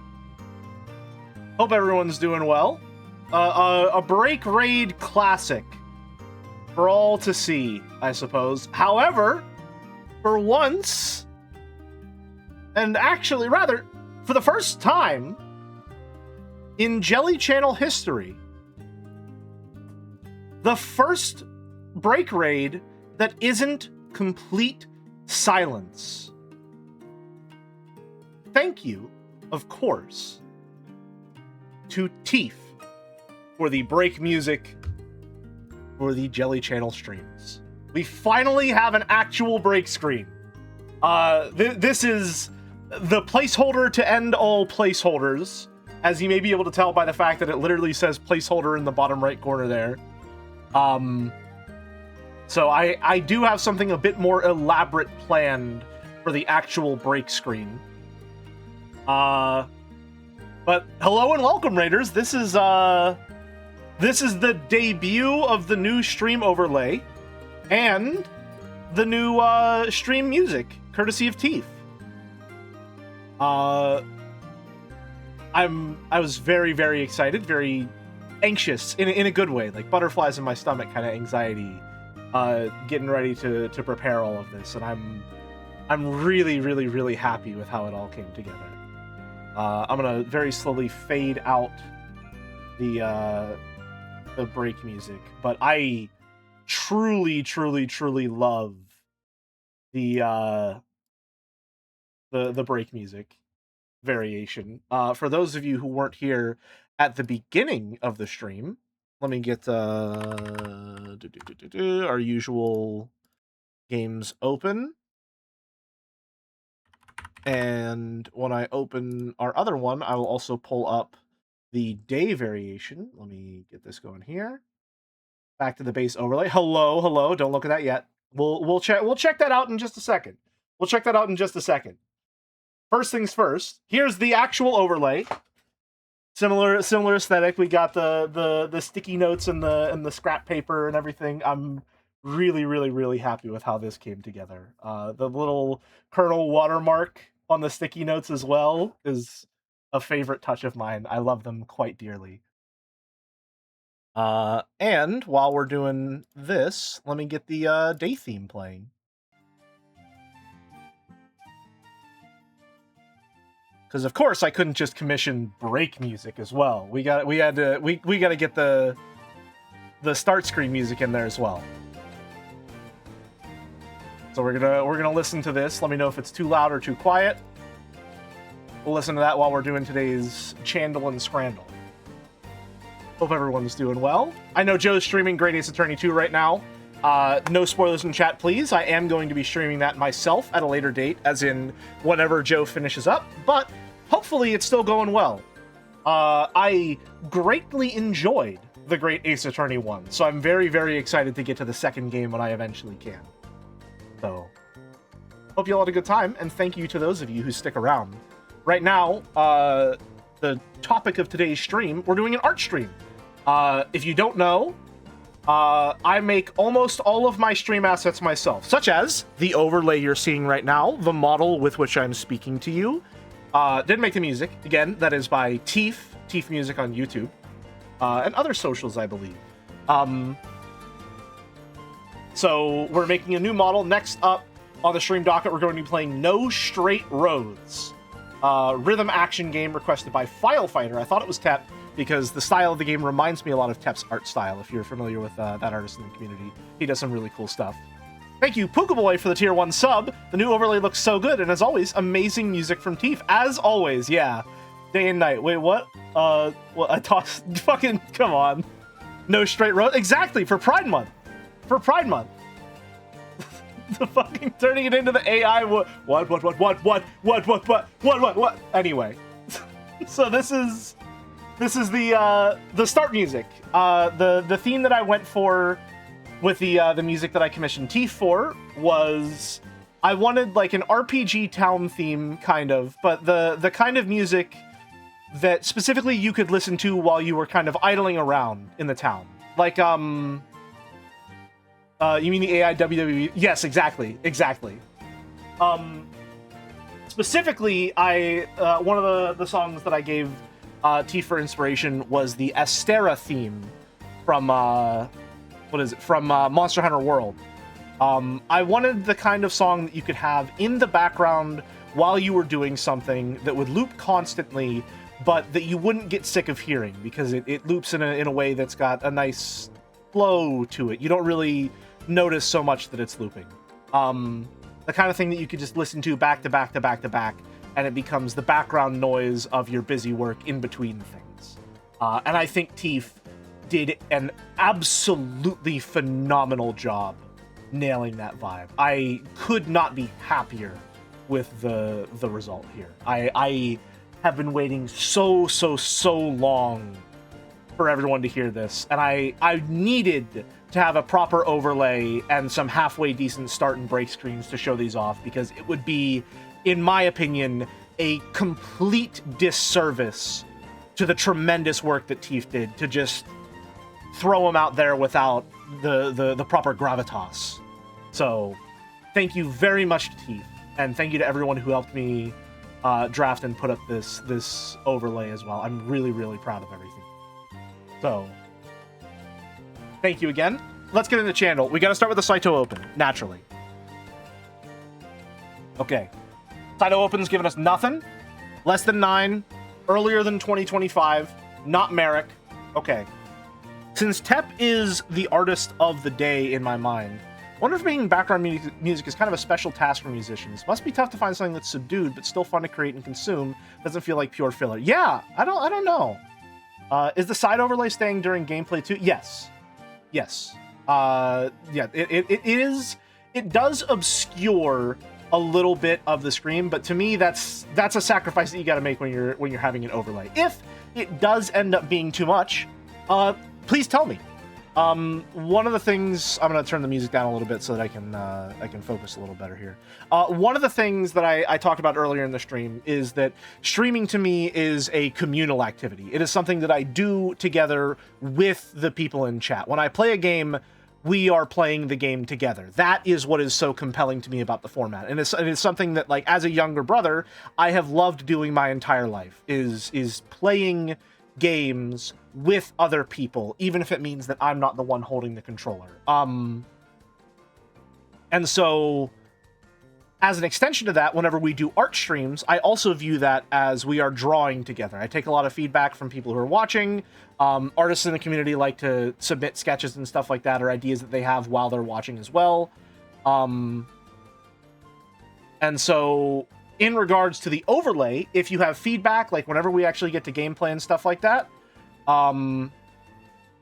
if there ends up being a little bit too much lost with this overlay, let me know, and I can adjust it.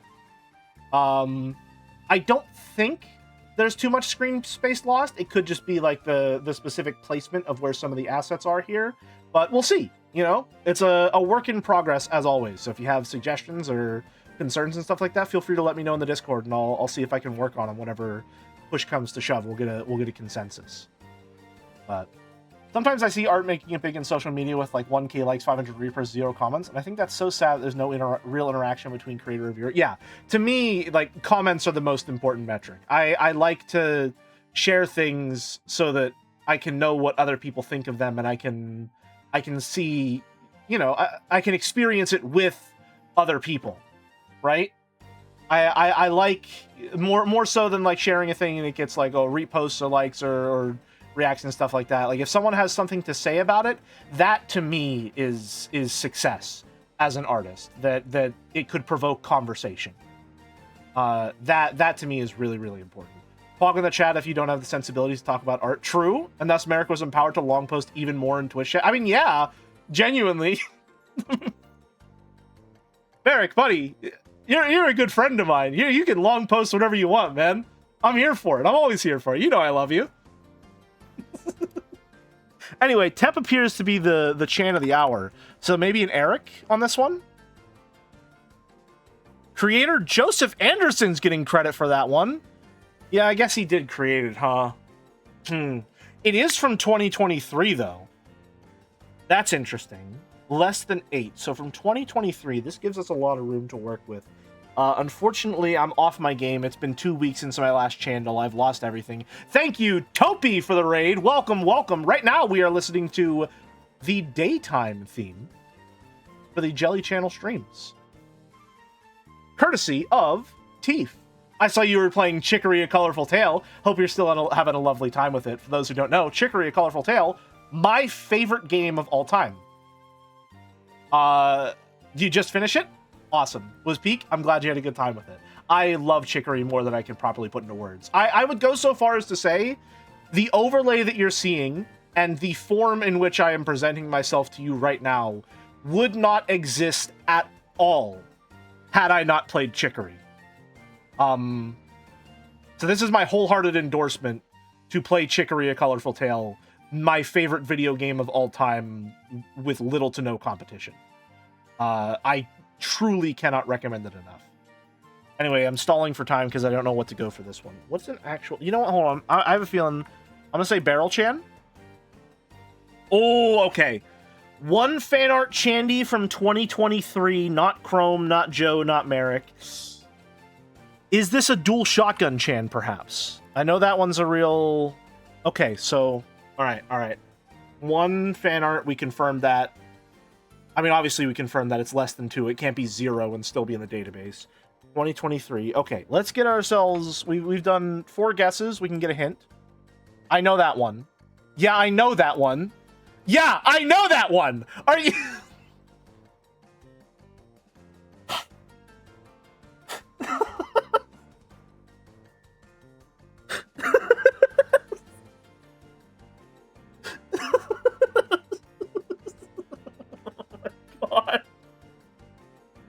Maybe another hint? Associated with Jedi Survivor. Thank you. That's something I can work with. It's going to be Ogdo-chan. Fucking got it in 1.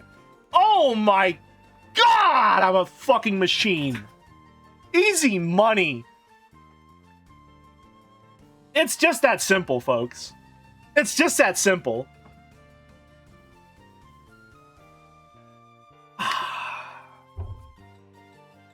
It's just that simple. You just got... I mean, it's a known variable here. Careful, Jelly, you're raising the bar for yourself at this rate. I got it in 2, twice in a row, a week or so ago. The only reason I know about this one, though, I drew her. For the big old Chantober-Vember-Sember, I drew Ogdo-chan. I'm the reason she's in the database. Thank you, Amon, for the great Chan. This is the first... There are so many Chans, by the way, who are in Chandle because of this artwork specifically. It's crazy. And also the daytime theme looped for 10 minutes, so now let's listen to the night theme. Howdy, Zach Larker. Welcome, welcome. We got much more calming music this time around. Perfect for the Scrandal experience, as it were. And again, the new stream music, both tracks, which I internally are referred to as day and night. I don't know if Teef has titles planned for them and wishes to post them on their YouTube channel. They have my full permission to do so. I don't know if we have any names planned, but internally they're referred to as... That one was day, and this one is night. So that's today's channel. Got it in 5. And now, the main event. Ladies and gentlemen of the court, the soccer court, as it were. Can we choose it? Yes, we scram! Let's get in there. Let's get in there. Yes, we chant. True! Alright. Bonus round. Got a bonus round. Some pretty good looking poutine. And some currywurst and beers. I'm gonna be honest with you. This is a tough one for me. I thought it was gonna be easy, because this looks like the sauce to bread ratio is kind of off. There's just something about a roll. You know what I mean? There's something... There's just something about a bread roll that, like, I don't want it sliced open. I don't want it cut into slices. I don't want to, like, tear it open and then put stuff in it. Like, every once in a while, I just want to have a roll of bread and I just want to tear into it with my teeth. Right? Like, I don't want to eat this, like, I just want to tear into it. I just want a small loaf of bread that I just eat the whole damn thing. And so this is really appealing to me right now. This looks kind of awesome too. It is, dare I say, overflowing for the container it's in. I know it's just a bonus round, but like, Canadian poutine versus German currywurst is crazy. This matchup is insane. More slop, we'll read that after the break. We got 2 slop redeems, 1 remains. Thank you, Topi. I think it was Rock something who redeemed the other one, if I'm not mistaken. I missed McGarvey. Don't worry. We have McGravy right here. We're going for the poutine on this one. Hot dog with the acrylic standee is crazy. Hot dog with mustard and relish and the acrylic standee versus chicken and halloumi wrap.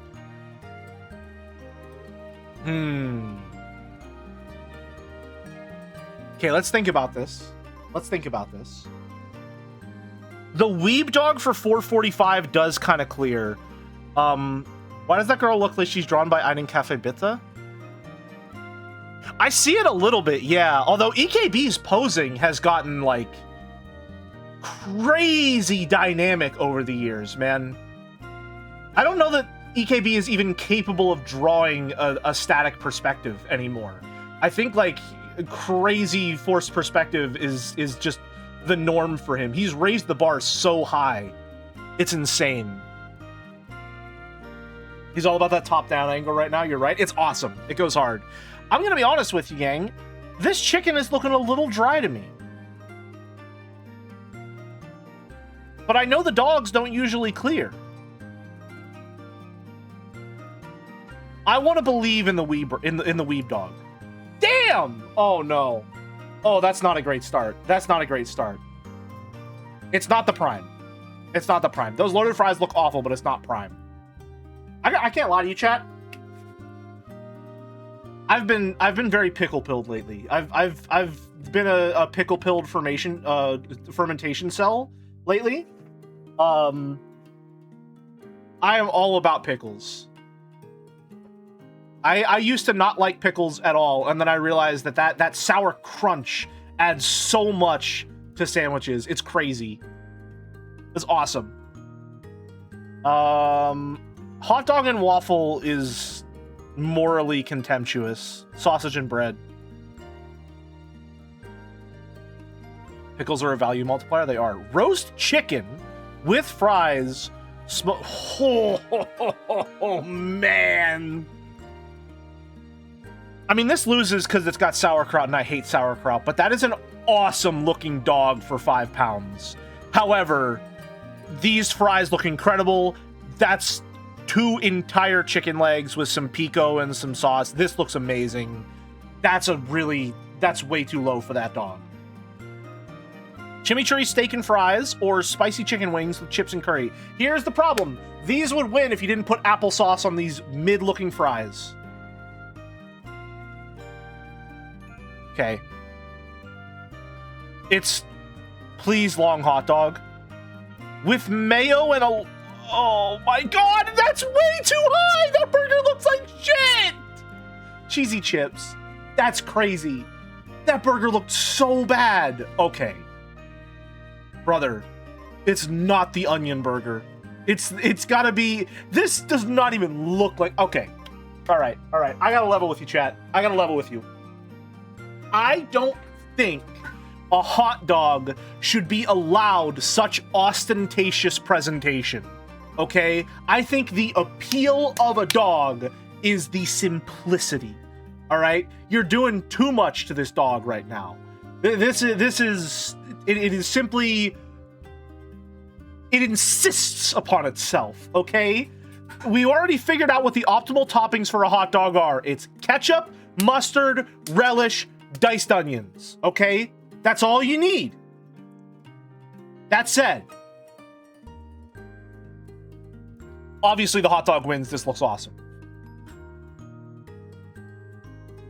The sharing box takes it for sure. That's way too low. All of that for 20 pounds is crazy. See?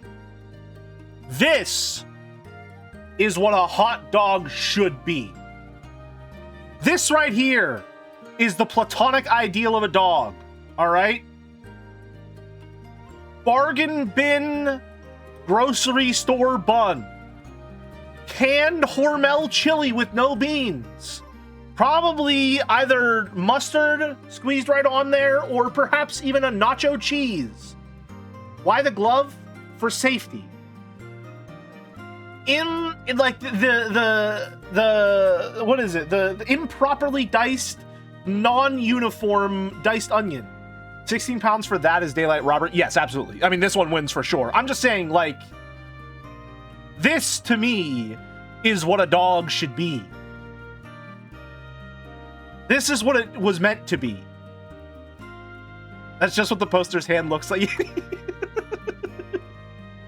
Anyway, sausage, chips, and curry. This looks like, I don't like it. I don't like, let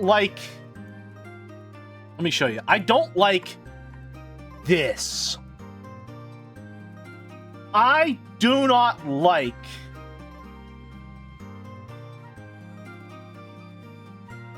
how can I phrase this?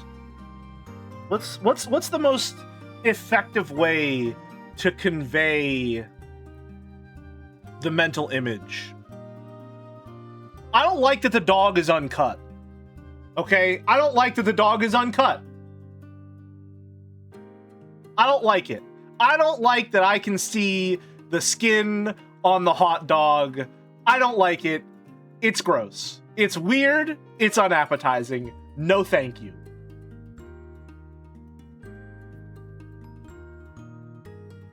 This is exclusive to hot dogs. I won't elaborate. Hey, Dom. Hey, buddy. Good to see you, man. Hope you're doing well.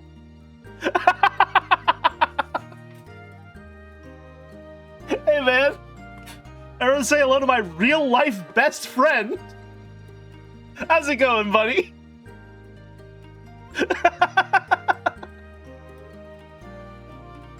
All right, so that's all. We got an 8 out of 10 for today's scran. Thank you.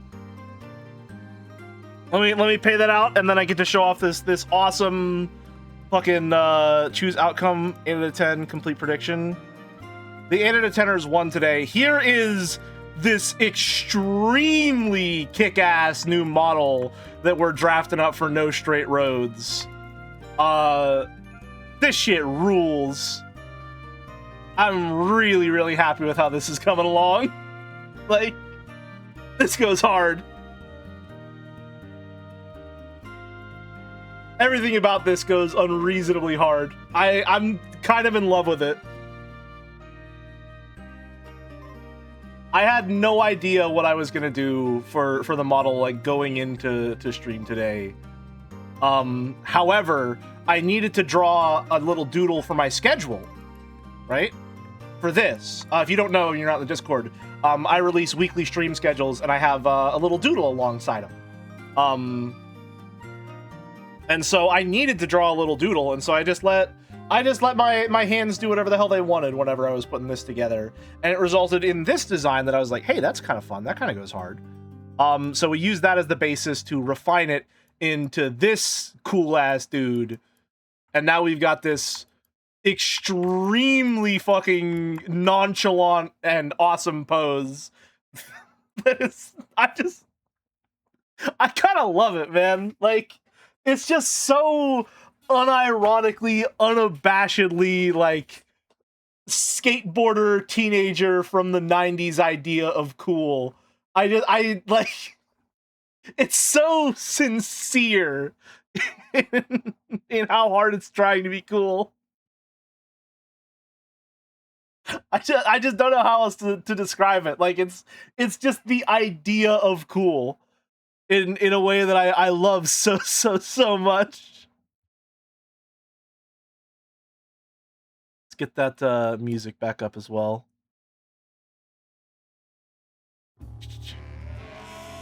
Oh my god, that's a crazy track to go in there.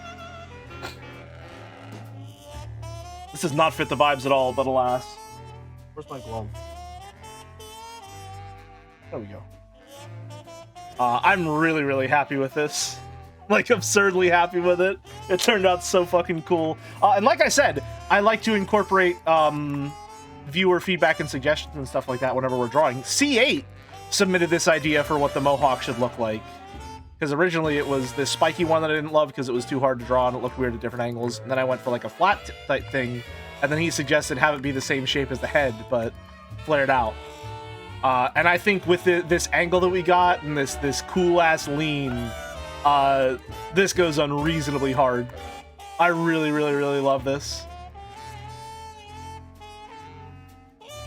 What we gotta do now is draw it, I guess.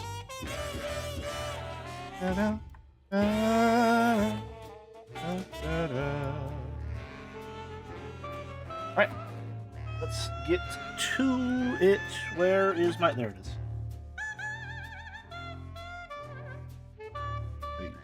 Black. Size 15 pen we'll go for on this one.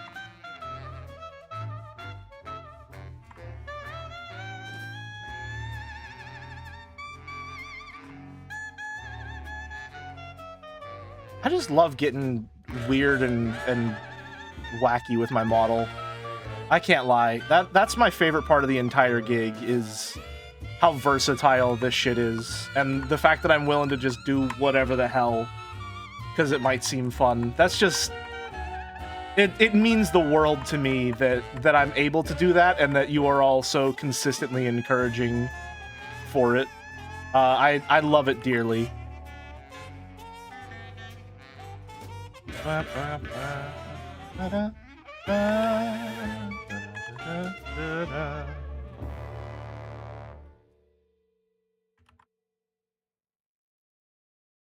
Gotta go a little more angular on that.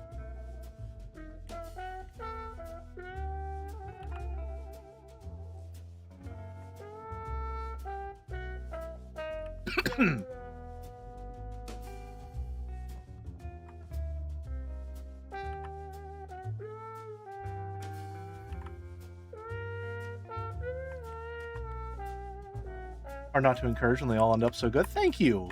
We really do have a good track record though, huh? Damn.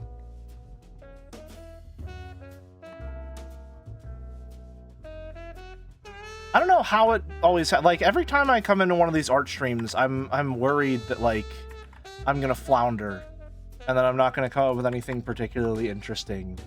And I don't know if I'm just like hitting my stride with like how I want to stylize my models or something like that, but it really does feel like the past like 5 or so models have just all been like incredible hits that I'm really, really happy with them.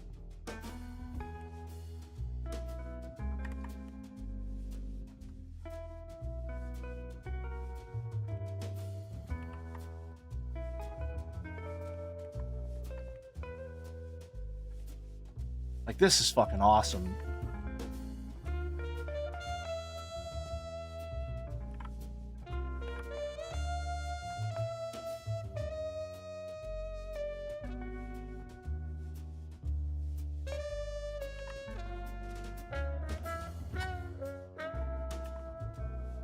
I'm sure, like, the angle is off on a little bit of, like, some of this collar stuff or whatever, but, like, who give a shit? It looked cool.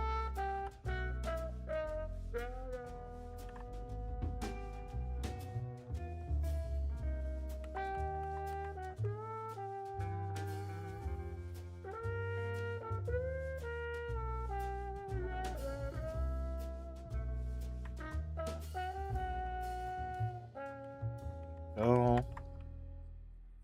I'm especially happy with like the angle of the crop jacket here. Something about this just feels like I was just sort of vibing and it really came together.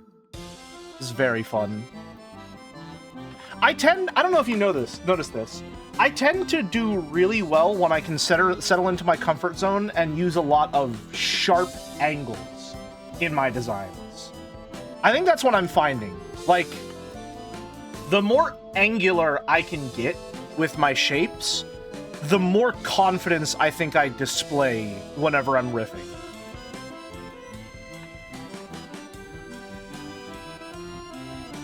Maybe an earring on the right side, or would that be too much detail? We can maybe think about it. I think it's good as is. Although there's something a little wonky about what's going on here.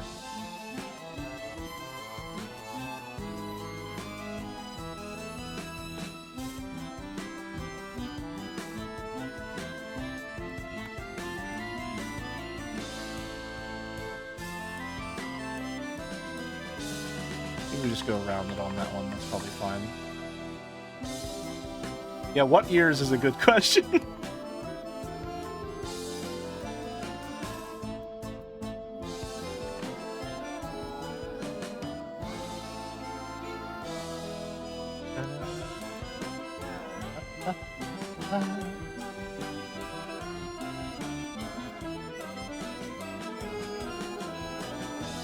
I love cropped jackets.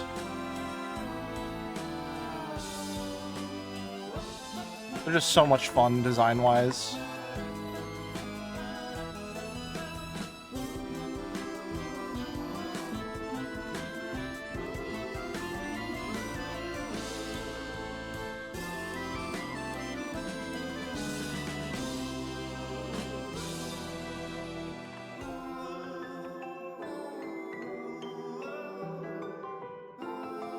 You gotta get like a spike in there, in between like the... Yeah. Add a little more three-dimensionality to the sleeve there.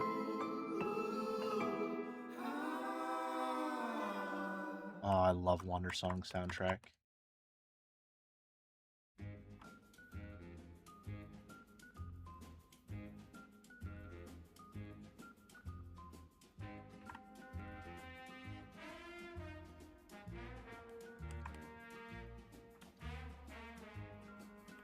Alright.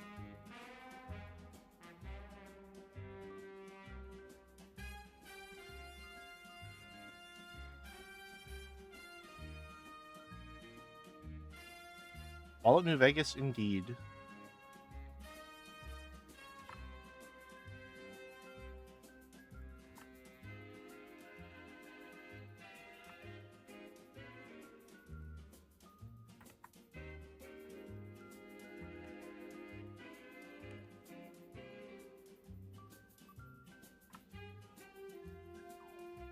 I love getting the zipper in there, too.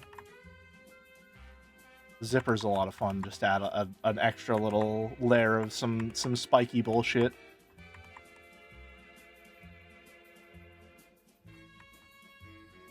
Loose sort of fit on the shirt.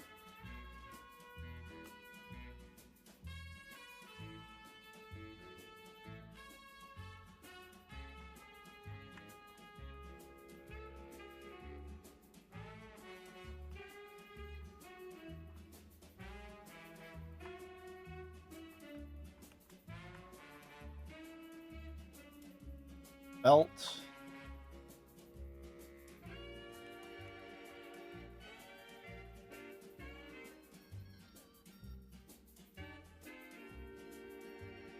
I always like the idea of a loose belt in terms of character design. Like it feels like it helps me imagine like some motion a little more. I can imagine it like sort of like flapping around whenever they move. It adds like a little extra like follow through on any movements they make whenever I'm imagining them.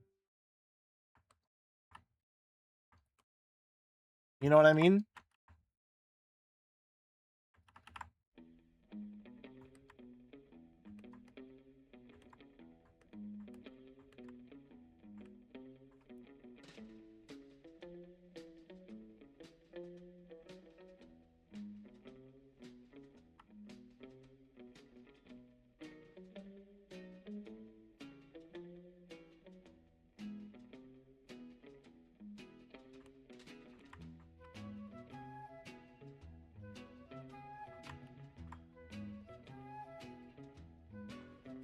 Hand in there.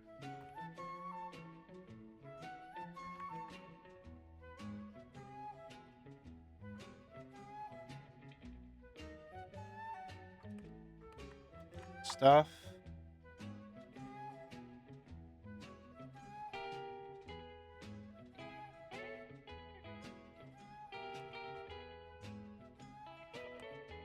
I don't want it to do that yet. I want it around the knee, I think. Yeah. That's good. And I think they need to be thin, and then at the elbow is where they start to get a lot thicker. You can see I did that on the arms.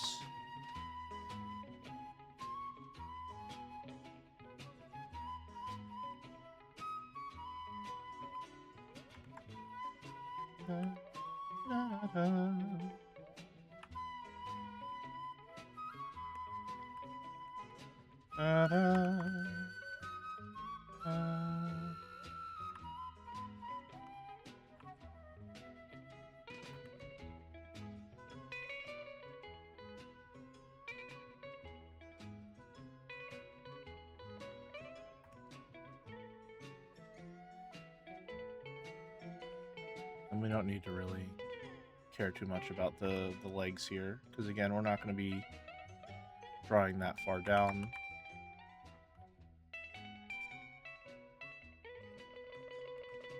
I feel like we're not really doing that at the right level of thickness, but that's fine. It's whatever. We don't have to worry about it too much.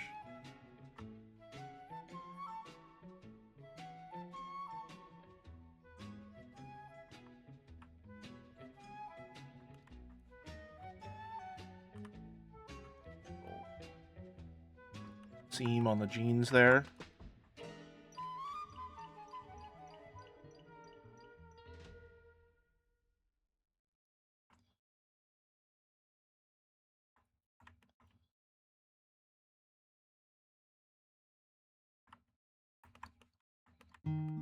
Nice, nice, nice.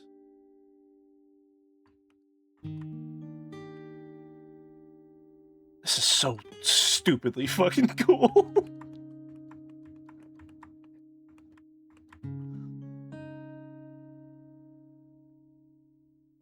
Got to get the cancel symbol on the chest. Get that Night in the Woods reference in there. Our big old pins.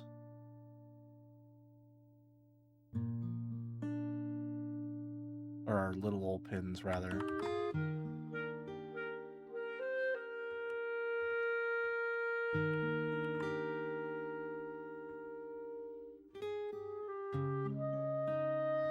Tony Hawk Pro Skater. Yeah. Like Pizza Hut ad cool. No straight road on Pride Month. Exactly. It was intentional. Hey, Maddie, good to see you, man. Hope you're doing well.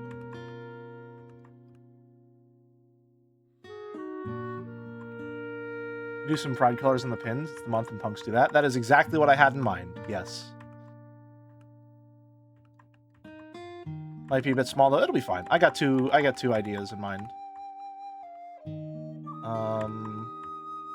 What do we want to do for this guitar? Oh, hold on. Also, wait. I'm doing lazy. Thank you very much. Well, I hope it's a good kind of lazy.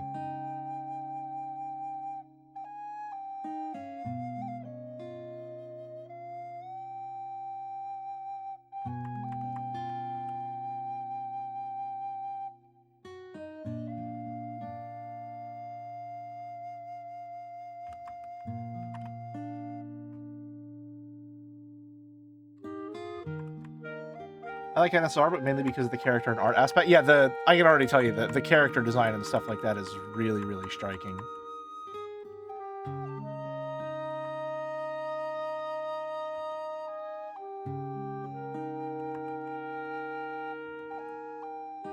This goes so hard, it's stupid.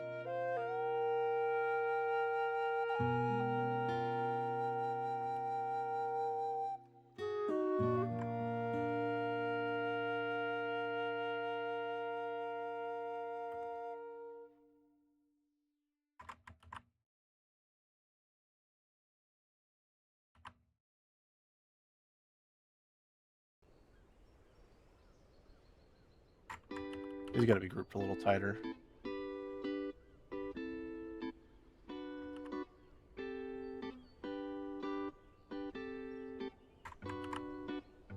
I'll tell you what made me think of this also is originally I was just going to do the bear skin. However, comma, Then I heard the Transistor soundtrack, and I thought back to the Diva model.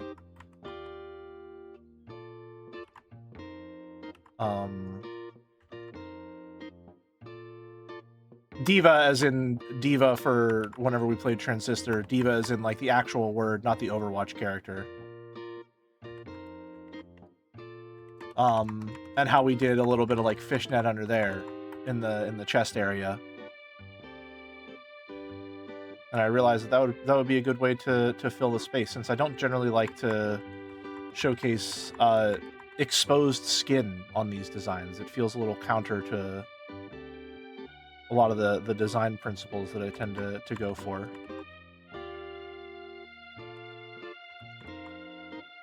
What game? Transistor.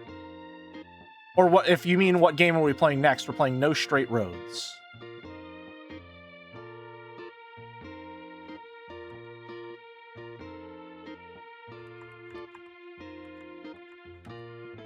Right. Now we do need the guitar as well. Sorry, every once in a while I just look at it again and I'm like, dude, this is absurdly cool.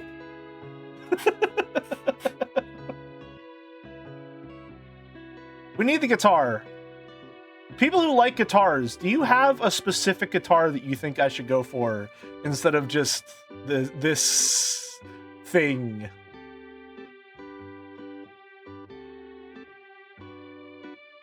Let me know.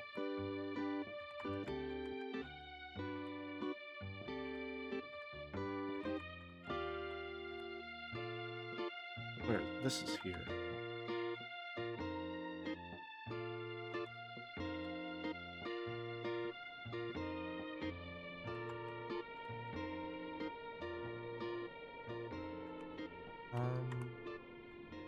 Oh, maybe we do a little...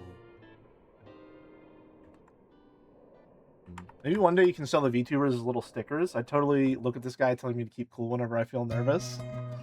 They do... The way I give them... what is it? What am I... The outline that I give my PNG tubers does make them look a little sticker-like, I think. So that would probably do pretty well. You can easily adapt a lot of them into stickers in that way.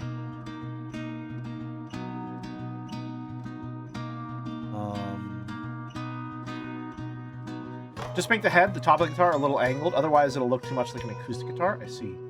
I love Stratocasters, though it's kind of basic. Let me see. What is a Stratocaster?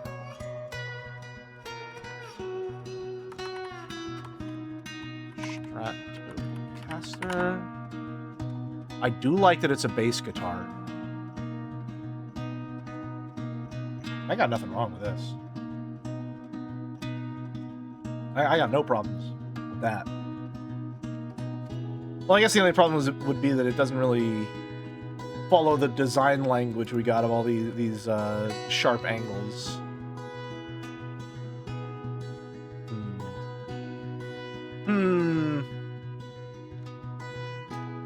Oh, I also need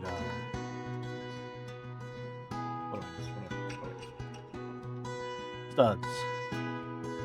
Other than the one watching the stream.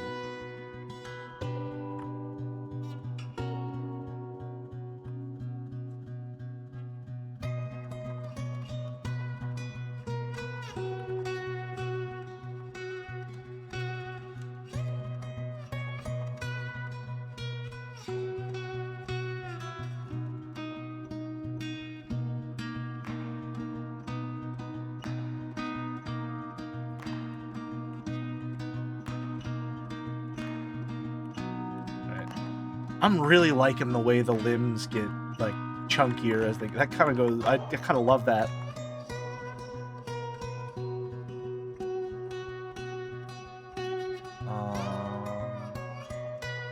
Gibson Flying V is somewhat what you've been doing. Let me see.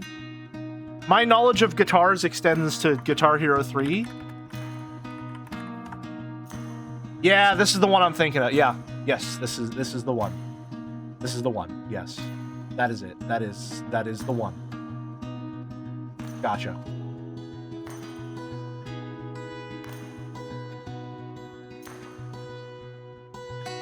All right. So So I think we're good to just keep that general guitar design and then tweak it a little bit. Oh, additionally, hold on.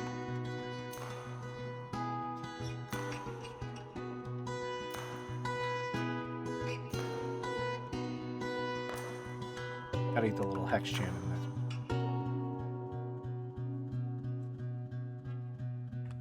That's essential. That's a cannon pin right there.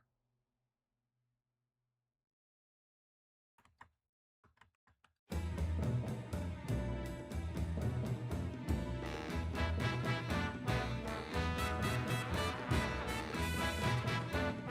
feel like I probably don't need to add those. I can just have the color palette as it were. Alright, what am I procrastinating on right now? The guitar.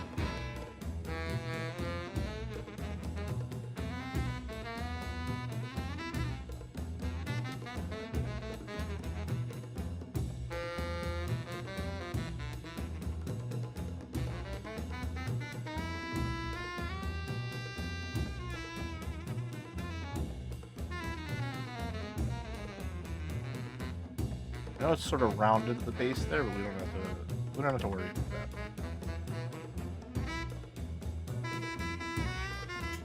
The actual guitar is based off, rather.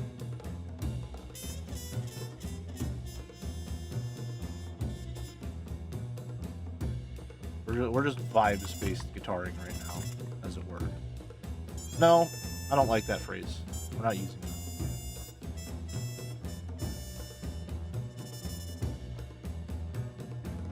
I don't like that phrase because it's just been corrupted.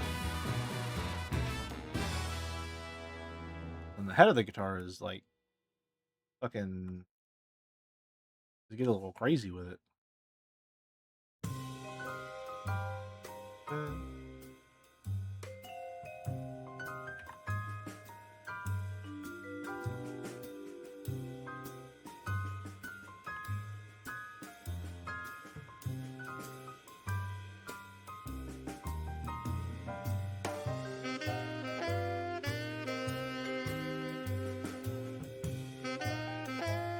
To be fair, electric guitars can create pretty much any shape, so feel free to go wild. That makes sense.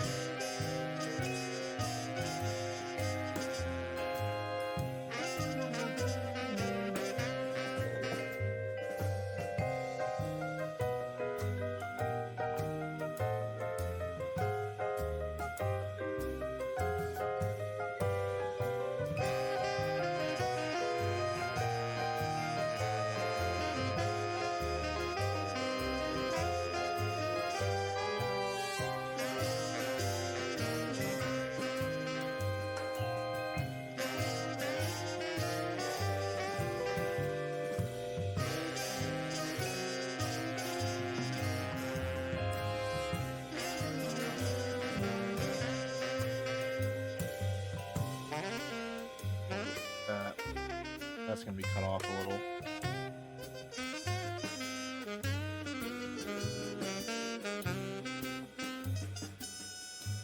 Give it a whammy bar.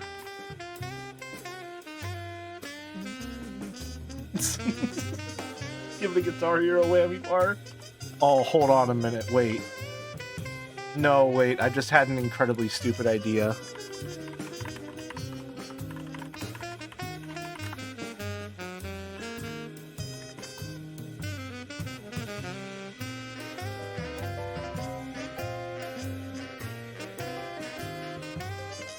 Hear me out.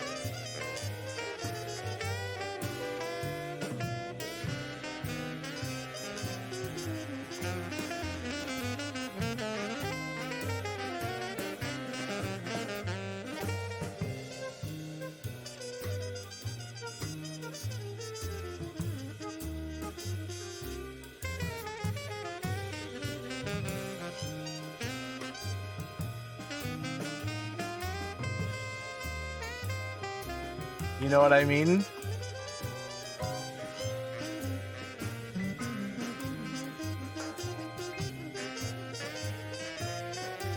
Like we did the Wii steering wheel whenever we were making the plane. This is a similar flavor of bit.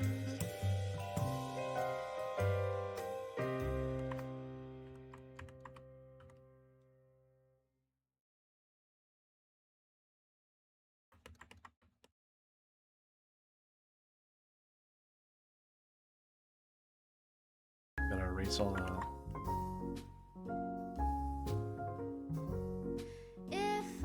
What is this doing? I had this in the stream music playlist? What do we do? What? I was just really putting anything in there when we started out, huh? Yeah, I think I gotta do that. I think I gotta do that. You could have just added the button. No. It's gotta be. Hold on. Get out of here, Labubu. It's gotta be. It's gotta literally be a PNG. It's gotta be. Because I've done this bit before.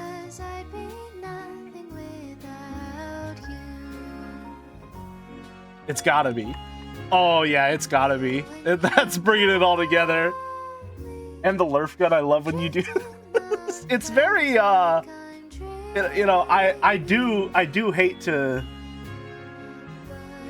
perhaps rely on this, but it's very Homestuck. The mixed media of it all.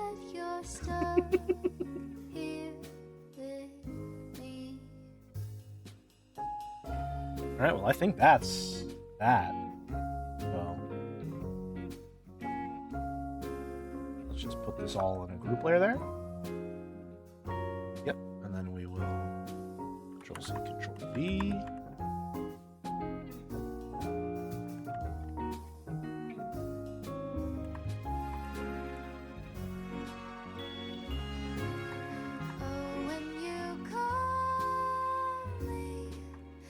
Just about there.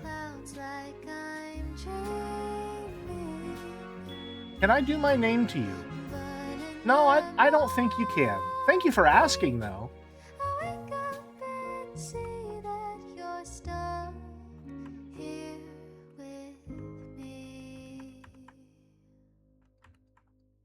Oh, yeah, that's going to be the cropping right there. Uh-oh, we got a breach. Where's it at? Hold on, wait. Oh.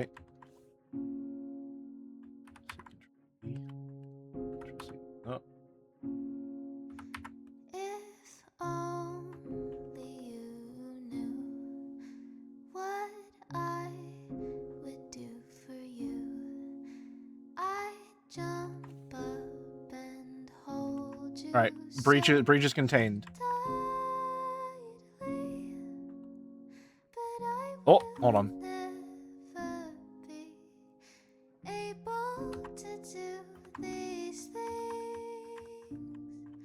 So I'm just left imagining.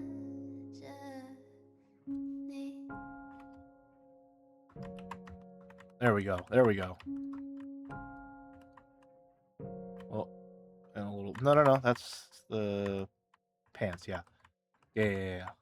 Oh, hold on. We got a breach in the hand. Whole breach detected. Oh, and we got... Oh, fuck yeah. Oh, my God. Time on my side while we're finishing this up. Fuck yeah.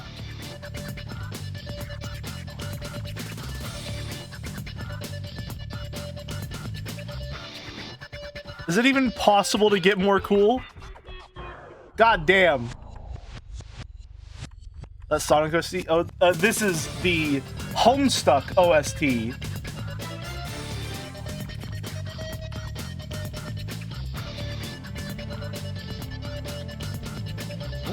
I'm gonna hold reach up top. Hold on.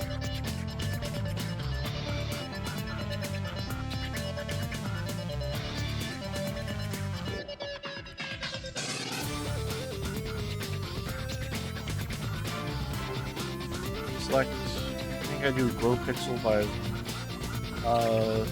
3, select invert feather by 3.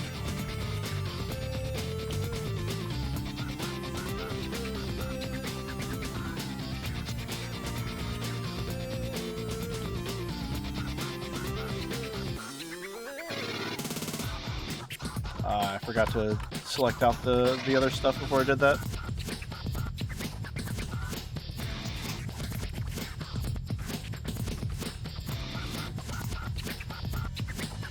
And select grow by 3, invert feather by 3.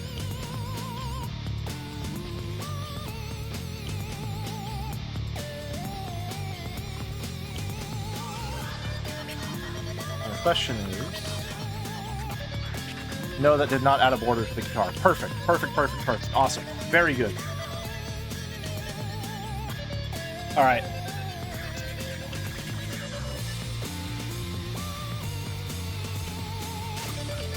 And I have found a new tool that I like to use when I apply my texturing. It's this watercolor brush.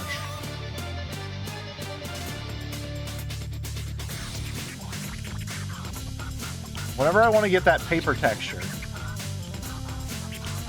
I do some of this and go back over it with the white. And I think that gives it a nice, like, worn paper kind of look to it.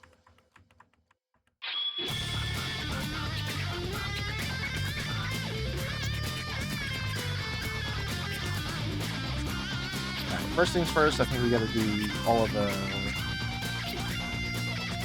black. That would probably be the easiest thing to get going there.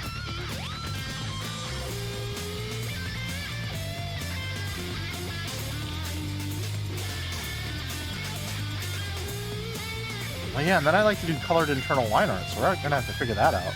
Oh.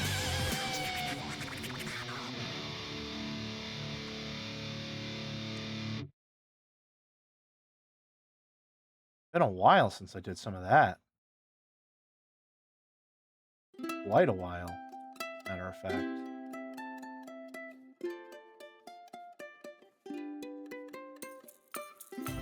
Time on my side to Lang Tree is a crazy transition. Happy Pride.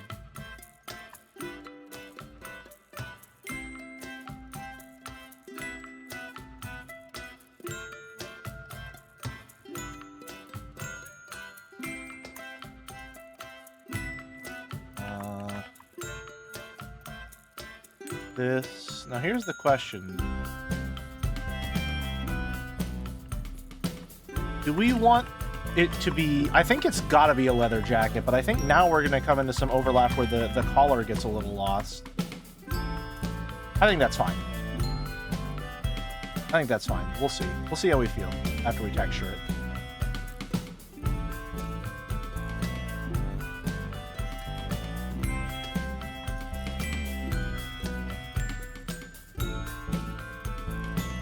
Don't make more work for yourself until the job's already done. That's what I always say. It's my iconic catchphrase, as a matter of fact. If you go back through all of my stream VODs, you can hear me say it at least once per stream.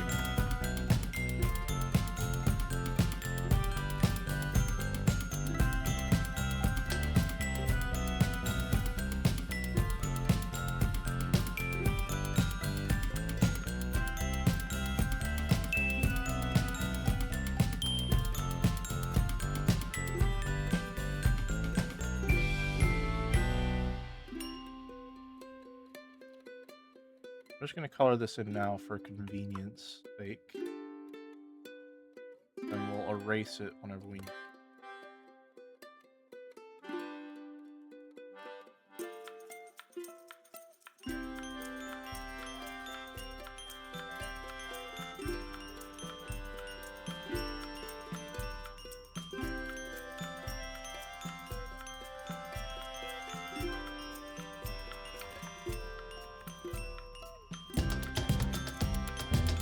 Going to color in there too. We don't have to worry about all that.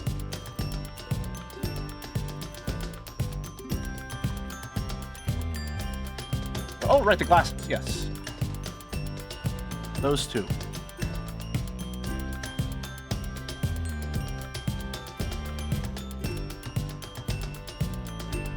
Damn, he's so cool. So fucking cool.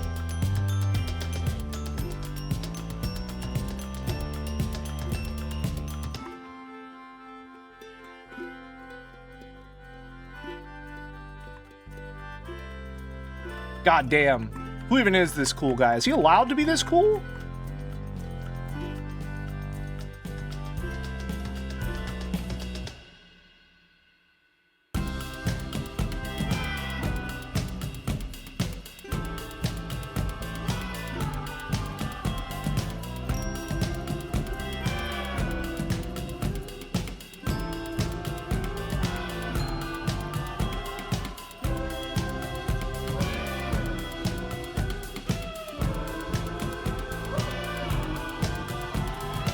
Yeah, I fuck with that. I fuck with that heavy.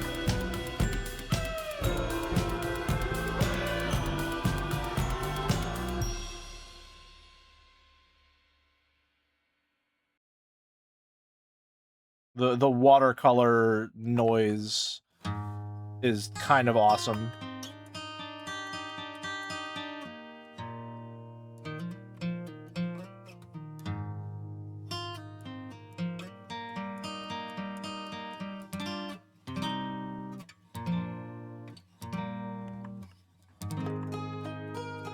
Look at that! Just adding the black to all this is really bringing it all together. It makes everything else pop. Outer Worlds OST, indeed. Yes.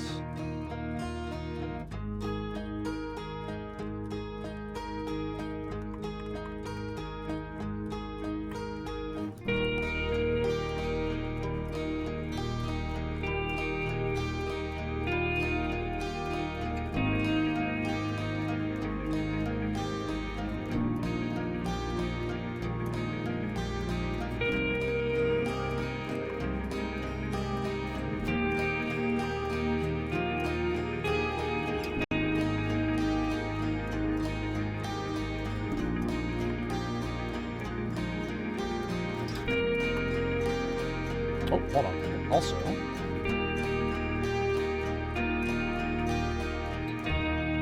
gotta erase there. There we go. All right, back to it.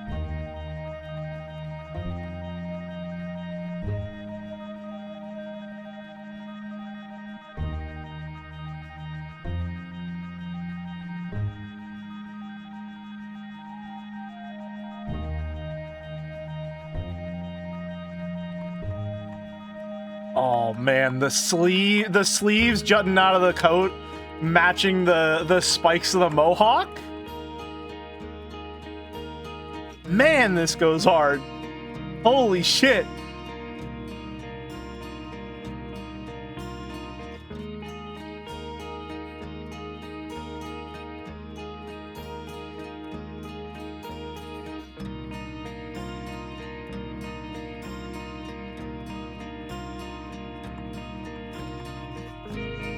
Fucking awesome.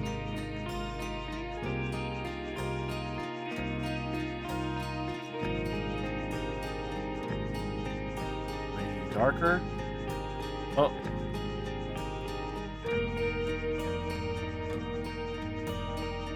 Lighter.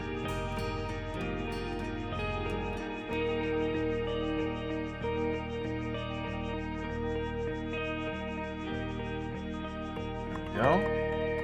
Never noticed before that in your new style, the arms kind of get bigger as they grow from the shoulders. It's a nice touch, very dynamic. That is actually me imitating the style that they have here, where you can see the arms get way larger from the elbows onward until the hand gets just like way thicker than is. I'm fumbling my words. The forearm is like really, really thick as the hand. There.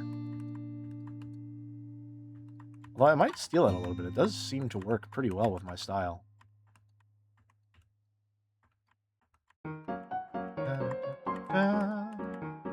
Moonsetter? Let's go.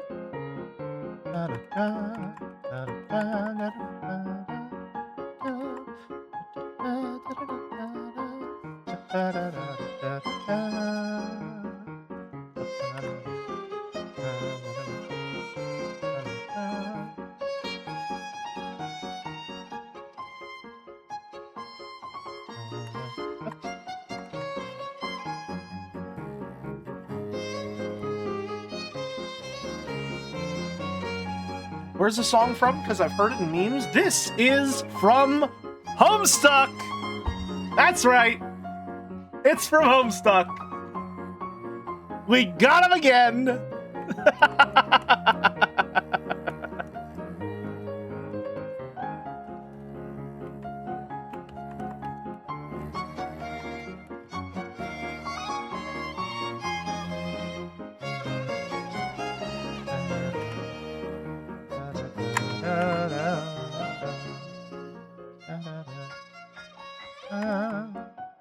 Pretty good, isn't it?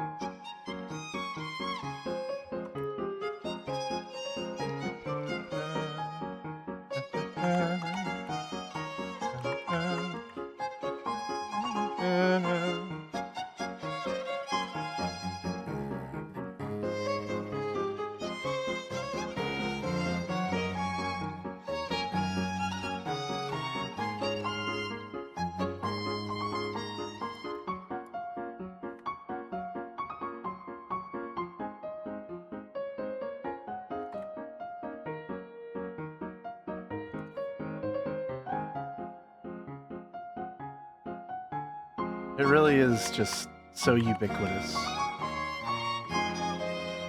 We gotta go like straight up. Almost a blackened variant. Oh yeah, that works. That works a lot.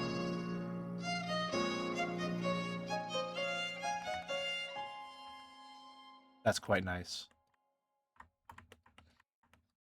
That's very, very nice. I like that a lot.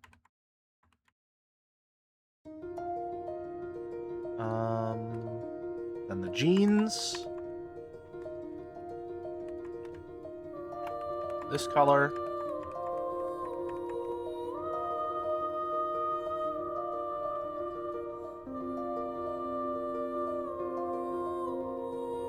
Staying within our guidelines.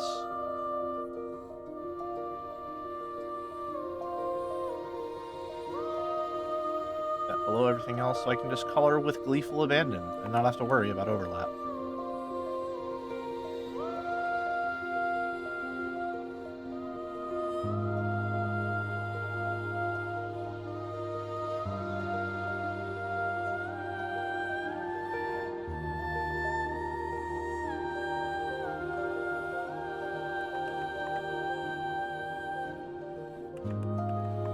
Ready? Darker.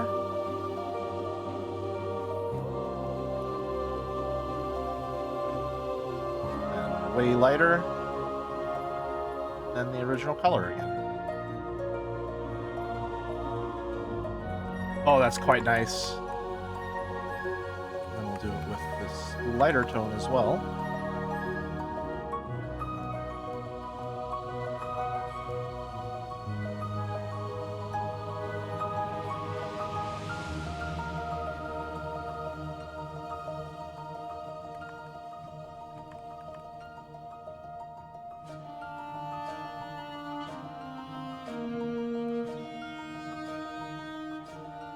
Art magic, it really does feel like it.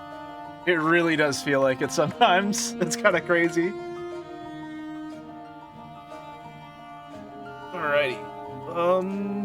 What are we missing? Obviously colored internal line art. But the pins.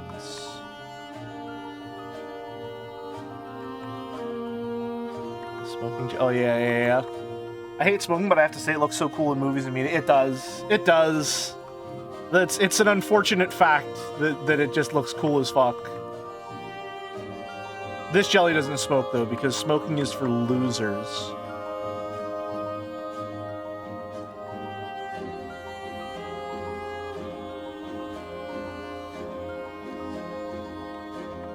Alright, what else? The pins! The pins.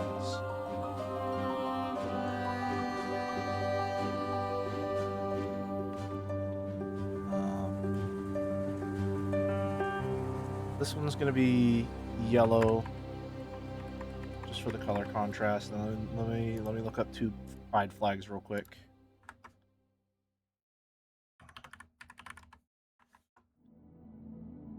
Okay.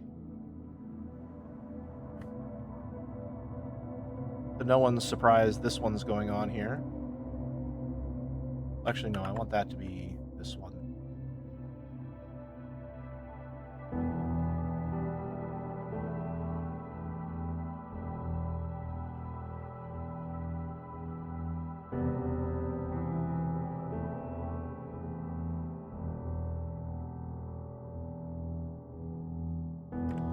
Whoa, no way.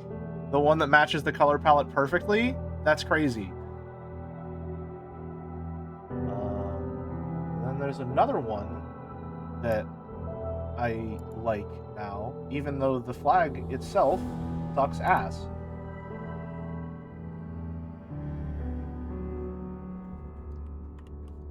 I'm gonna start with like little red. There we go. That one in there. White and purple is a little more saturated.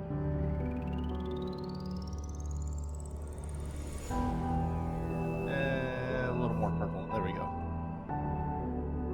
That's more like it. Black for some reason. And a dark blue.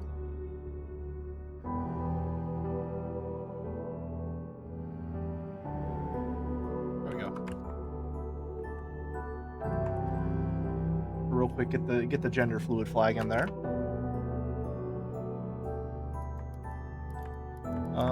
And you know what? Let's actually modify it. This pin is going to be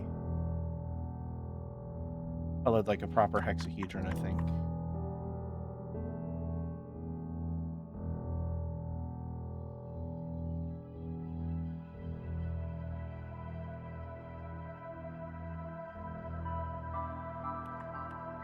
There we go.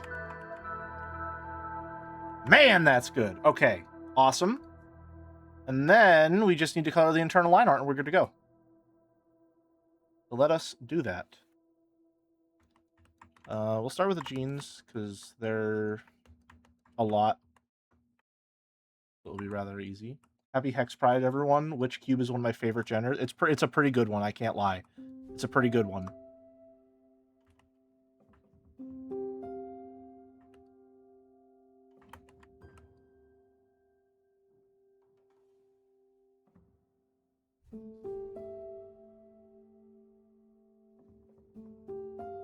Can't wait for the Talos 3 stream. I also can't wait for the Talos 3 streams.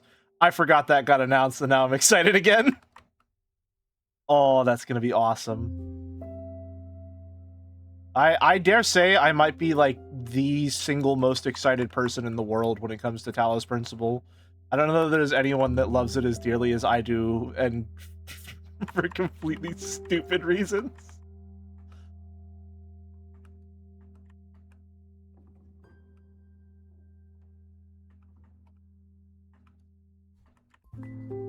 Not seeing Talos 1 or 2, would it be better to watch or to play them first? I think you should play them first.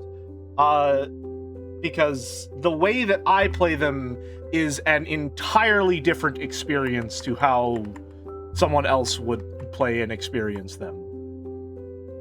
They are not nowhere close.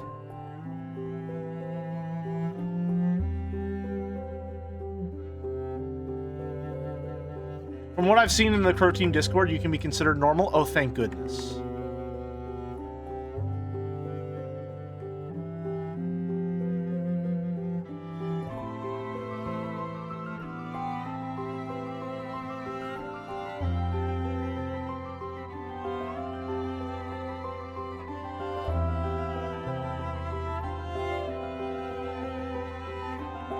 God, this shit's a cheat code, man. It's just not fair how immediately good this looks.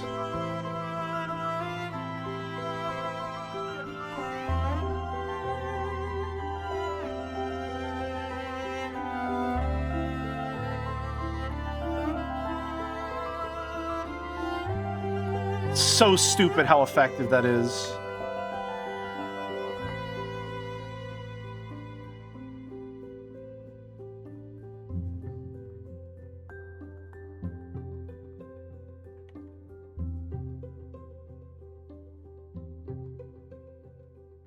It's crazy. It's crazy how it just brings it all to life.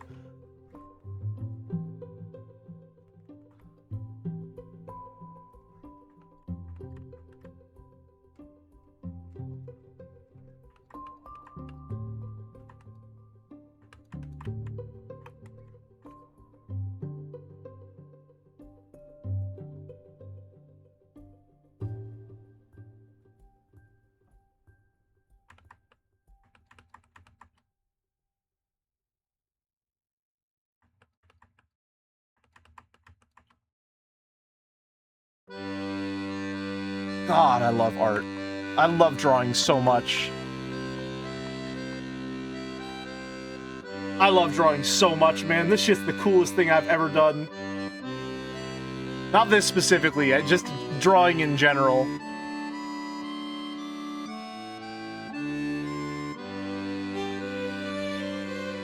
Although this is pretty cool.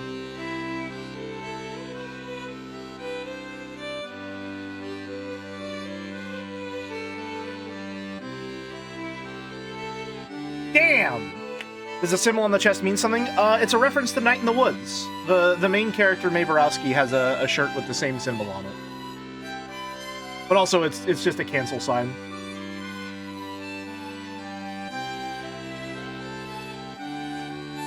Something vague and countercultural.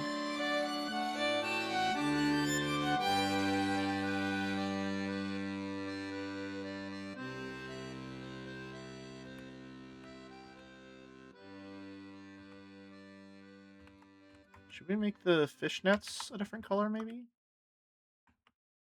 They look better if they were a little grayish like that. No, actually. I think they're good as is. Man, this looks awesome. This looks fucking awesome.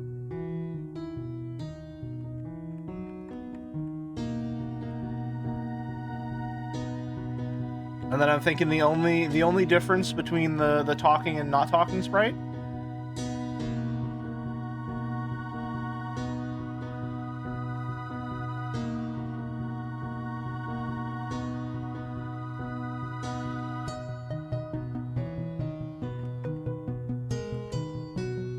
Hit him with one of those.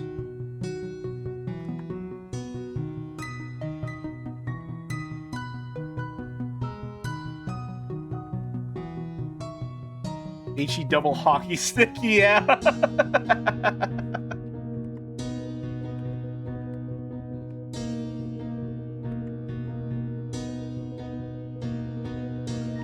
Very fun.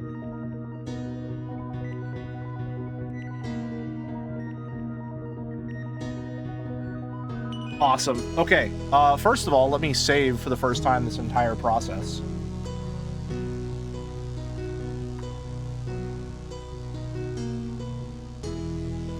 Then, I guess, let's get it all cropped and, put in a Viato tube and see how we feel once it's in motion, as it were.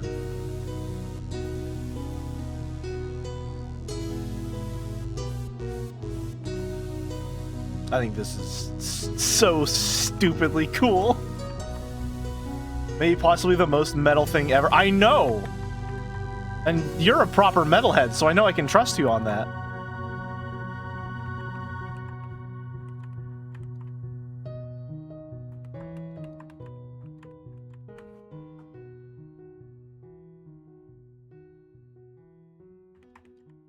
Fuck, that looks so cool. Fuck, man. That's so cool. All right, save as Viato tube, jelly, new model, Rockstar. That'll be PNG Rockstar open. And then where Where's the shine? Save as Rockstar closed. All right. Give me one moment.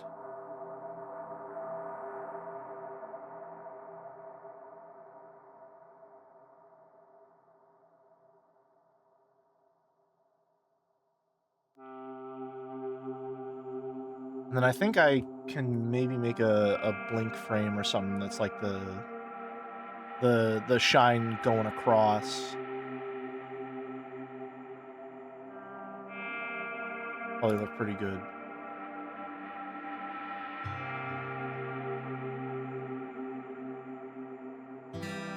All right, here we are. Oh, we're quite small. We're gonna have to make this one look a little bigger. Play settings. Scale multiplier. There we go.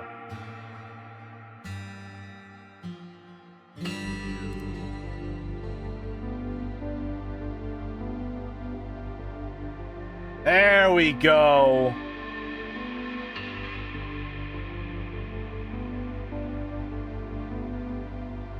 Oh, this one kicks ass. Yeah, this one's pretty good. Effects. Jump a... No, none of that.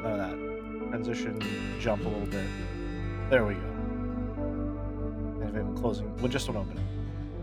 Can even tilt him? I could tilt him. Mount a little bit. Let's just do like a 10% little hop. Velocity. 2. Oh. No, I think it's gotta be the quick one. 4 on that one. Alright. There we go. Nice. And then maybe hold on.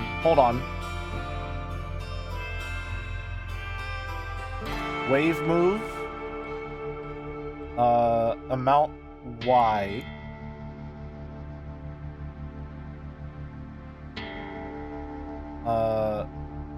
Period off. Okay.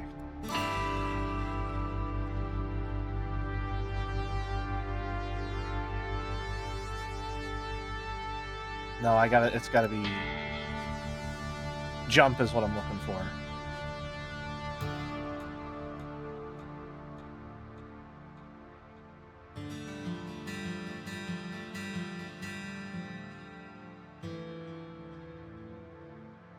Gotta be a real subtle one.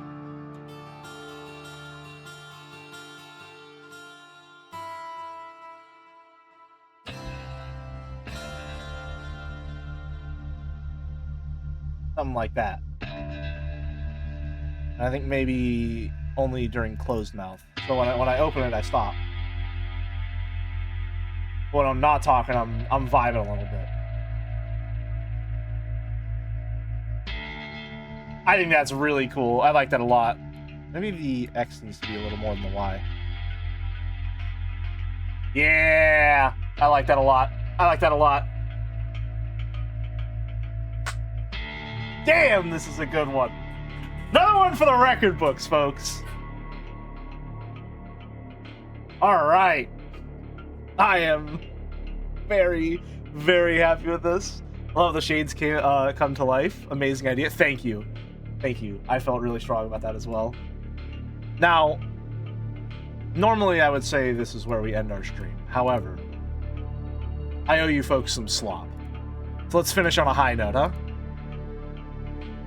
Thank you once again to Rockface and Top Lettuce for these 2 redeems. Really impressive how a little direction in the movement makes such a difference. Yeah, the same thing happened with the robot model, where like adding just the slightest little bit of visual vibration whenever we were talking made it really come alive. That's very fun. Chapter 10. Sorry, let me turn off the music. We don't get music during this. McGarvey and Pete were having breakfast in the gazebo in the backyard of Mac's house on Casey Key, down the coast from Sarasota, Florida. This had been Katie's favorite spot, where she could watch the boats passing in the intercoastal waterway and the various seabirds on the densely overgrown strip of wildlife preserve on the mainland. just a couple 100 yards away. He'd brought Pete down here before, and they'd spent a couple of months together before the parish trip, but it had been difficult sharing the gazebo with her. "I've always liked your house," she said. A boat whistle sounded, a long and then a short blast, signaling the Blackburn Point Bridge just around the bend to open. "Our house now," McGarvey corrected, and she smiled. "I thought these guys were the Americans, not the communists." "So what's next? We've been here for 2 days, and you haven't tried to contact your parents' ranch manager. I wanted us to get settled in first." "It's me you're talking to, Kirk. What's the hesitation? You afraid that you're going to find out something you don't want to know? Like how strange it was that Bob moved here from Albuquerque after you started teaching at New College and bought this place?" It was no coincidence, of course. Bob had stayed on the ranch until Max sold it, and then he had moved down to New Mexico.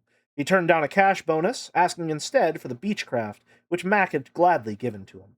He'd gotten the FAA certification on an airplane mechanic and had one page remains. Merrick has 2 wolves inside. One makes thought-out sweet post, the other chants slop. I'm glad to have both wolves in my chat. They're sick as hell, if you ask me. Opened a shop at the airport, doing a steady business because he was good and his prices were fair, according to what Otto had found out. McGarvey had not kept track of the man after that, busy with his own issues, going to ground in Switzerland after Katie had given him the ultimatum: quit the CIA or get out. There had been many operations over the years, and finally he and Katie had gotten back together and had built this place. It wasn't until Otto had brought the news that Bob had retired and lived outside of Sarasota now, on a 40-acre ranch with its own airstrip, that he given it much thought to the man. His phone number, email address, property, and income tax records are all listed under the corporate name of Todd Consulting, whose president is a man whose tax ID and social security number are identified as Todd Lundgren, Otto had said. Odd, like he's hiding something. "But why Sarasota?" Pete had asked. "You'd have to assume it was because Mac was there," Otto said. "Then moving to Florida under a fake identity means something not good," she pressed. "What's he hiding?" "I'll ask him," McGarvey had interjected. After breakfast, Pete drove into town to buy groceries, and McGarvey walked down to their Whitby ketch, docked in the intercoastal waterway 50 feet below the gazebo. The charger had normally kept the banks of batteries topped off. The charger that normally kept the banks of batteries topped off had gone bad sometime over the past couple of months. Yesterday, McGarvey had bought a new charger and connected it. Going on board. Okay, who give a fuck? What? Never. Going aboard, he opened the hatch to the engine compartment. Overnight, the charger had brought the batteries up to 100%. Cool, thank you. Topside, he sat down in the center cockpit and watched as a 30-foot flybridge fishing boat glided smoothly north up the ICW towards Sarasota. A man was at the helm, and 2 bikini-clad women, one of them older, sat on lawn chairs on the foredeck, their feet up on the rail. They waved, and he waved back. And that is all for today. Unless, of course, someone redeems the 5th and final slop redeem of the stream. And then we'll have to read page 57. Unless, let me make sure. Hold on. Wait. I've paid my slop tax. We got 1, 2, 3. Yeah, that's 4. Four of a total possible 5.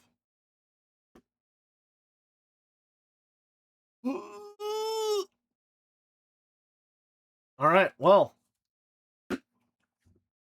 that is going to be all from me then today. Bit of a shorter stream, but we had a mission, and we got to it. Much like McGarvey, or a man of principle, occasionally. I am really, really, really happy with how this model turned out. This shit's cool as hell. The pose is awesome. I love this fucking thing so much, and I'm so excited to get to No Straight Roads here on Friday. Actually, yeah, not Thursday, Friday, because Thursday I'm busy all day, and Wednesday I have plans earlier in the day. So it's gonna be a weird one, a Friday stream, but I don't think we're going to be overlapping with anyone. I think Mouse is finished streaming until her move, so I think we're good to go there. So now it's just, I guess if we can, we'll go for a Friday stream every once in a while if we can, for the time being. But yeah, that is going to be all from me today. Is there anyone in the community who is live that we can raid? Let us see. Allison's live, and she's finishing up Detroit Become Human. Oh my god, we got to get you in there. We got to get you in there. All right. Slash raid a la Cinderella. All right. And then, you know what the hell? We'll go for the break screen on this one. We'll get that going a little bit. Just to see us out. It's not exactly a be right back since, you know, stream is ending. But what the hell? Get a little music to say goodbye. Slash raid a la Cinderella. All right. That is all for me today. I hope you all enjoyed the new stream assets. I am really, really proud of how this all came out. Thank you again to Teef for the stream music, and thank you to all my friends for helping me put this overlay together and make it as sublime as it really was. I'm happy to be back. I enjoyed seeing Jelly on stream again. It's really good to be back. Yeah, I miss this. Music is a bit loud for this? Yeah, I figured. Alas, one day we'll find the correct audio balance for a stream. Today is not that day. For now, thank you very much for watching. And until next time, have a good one. See ya.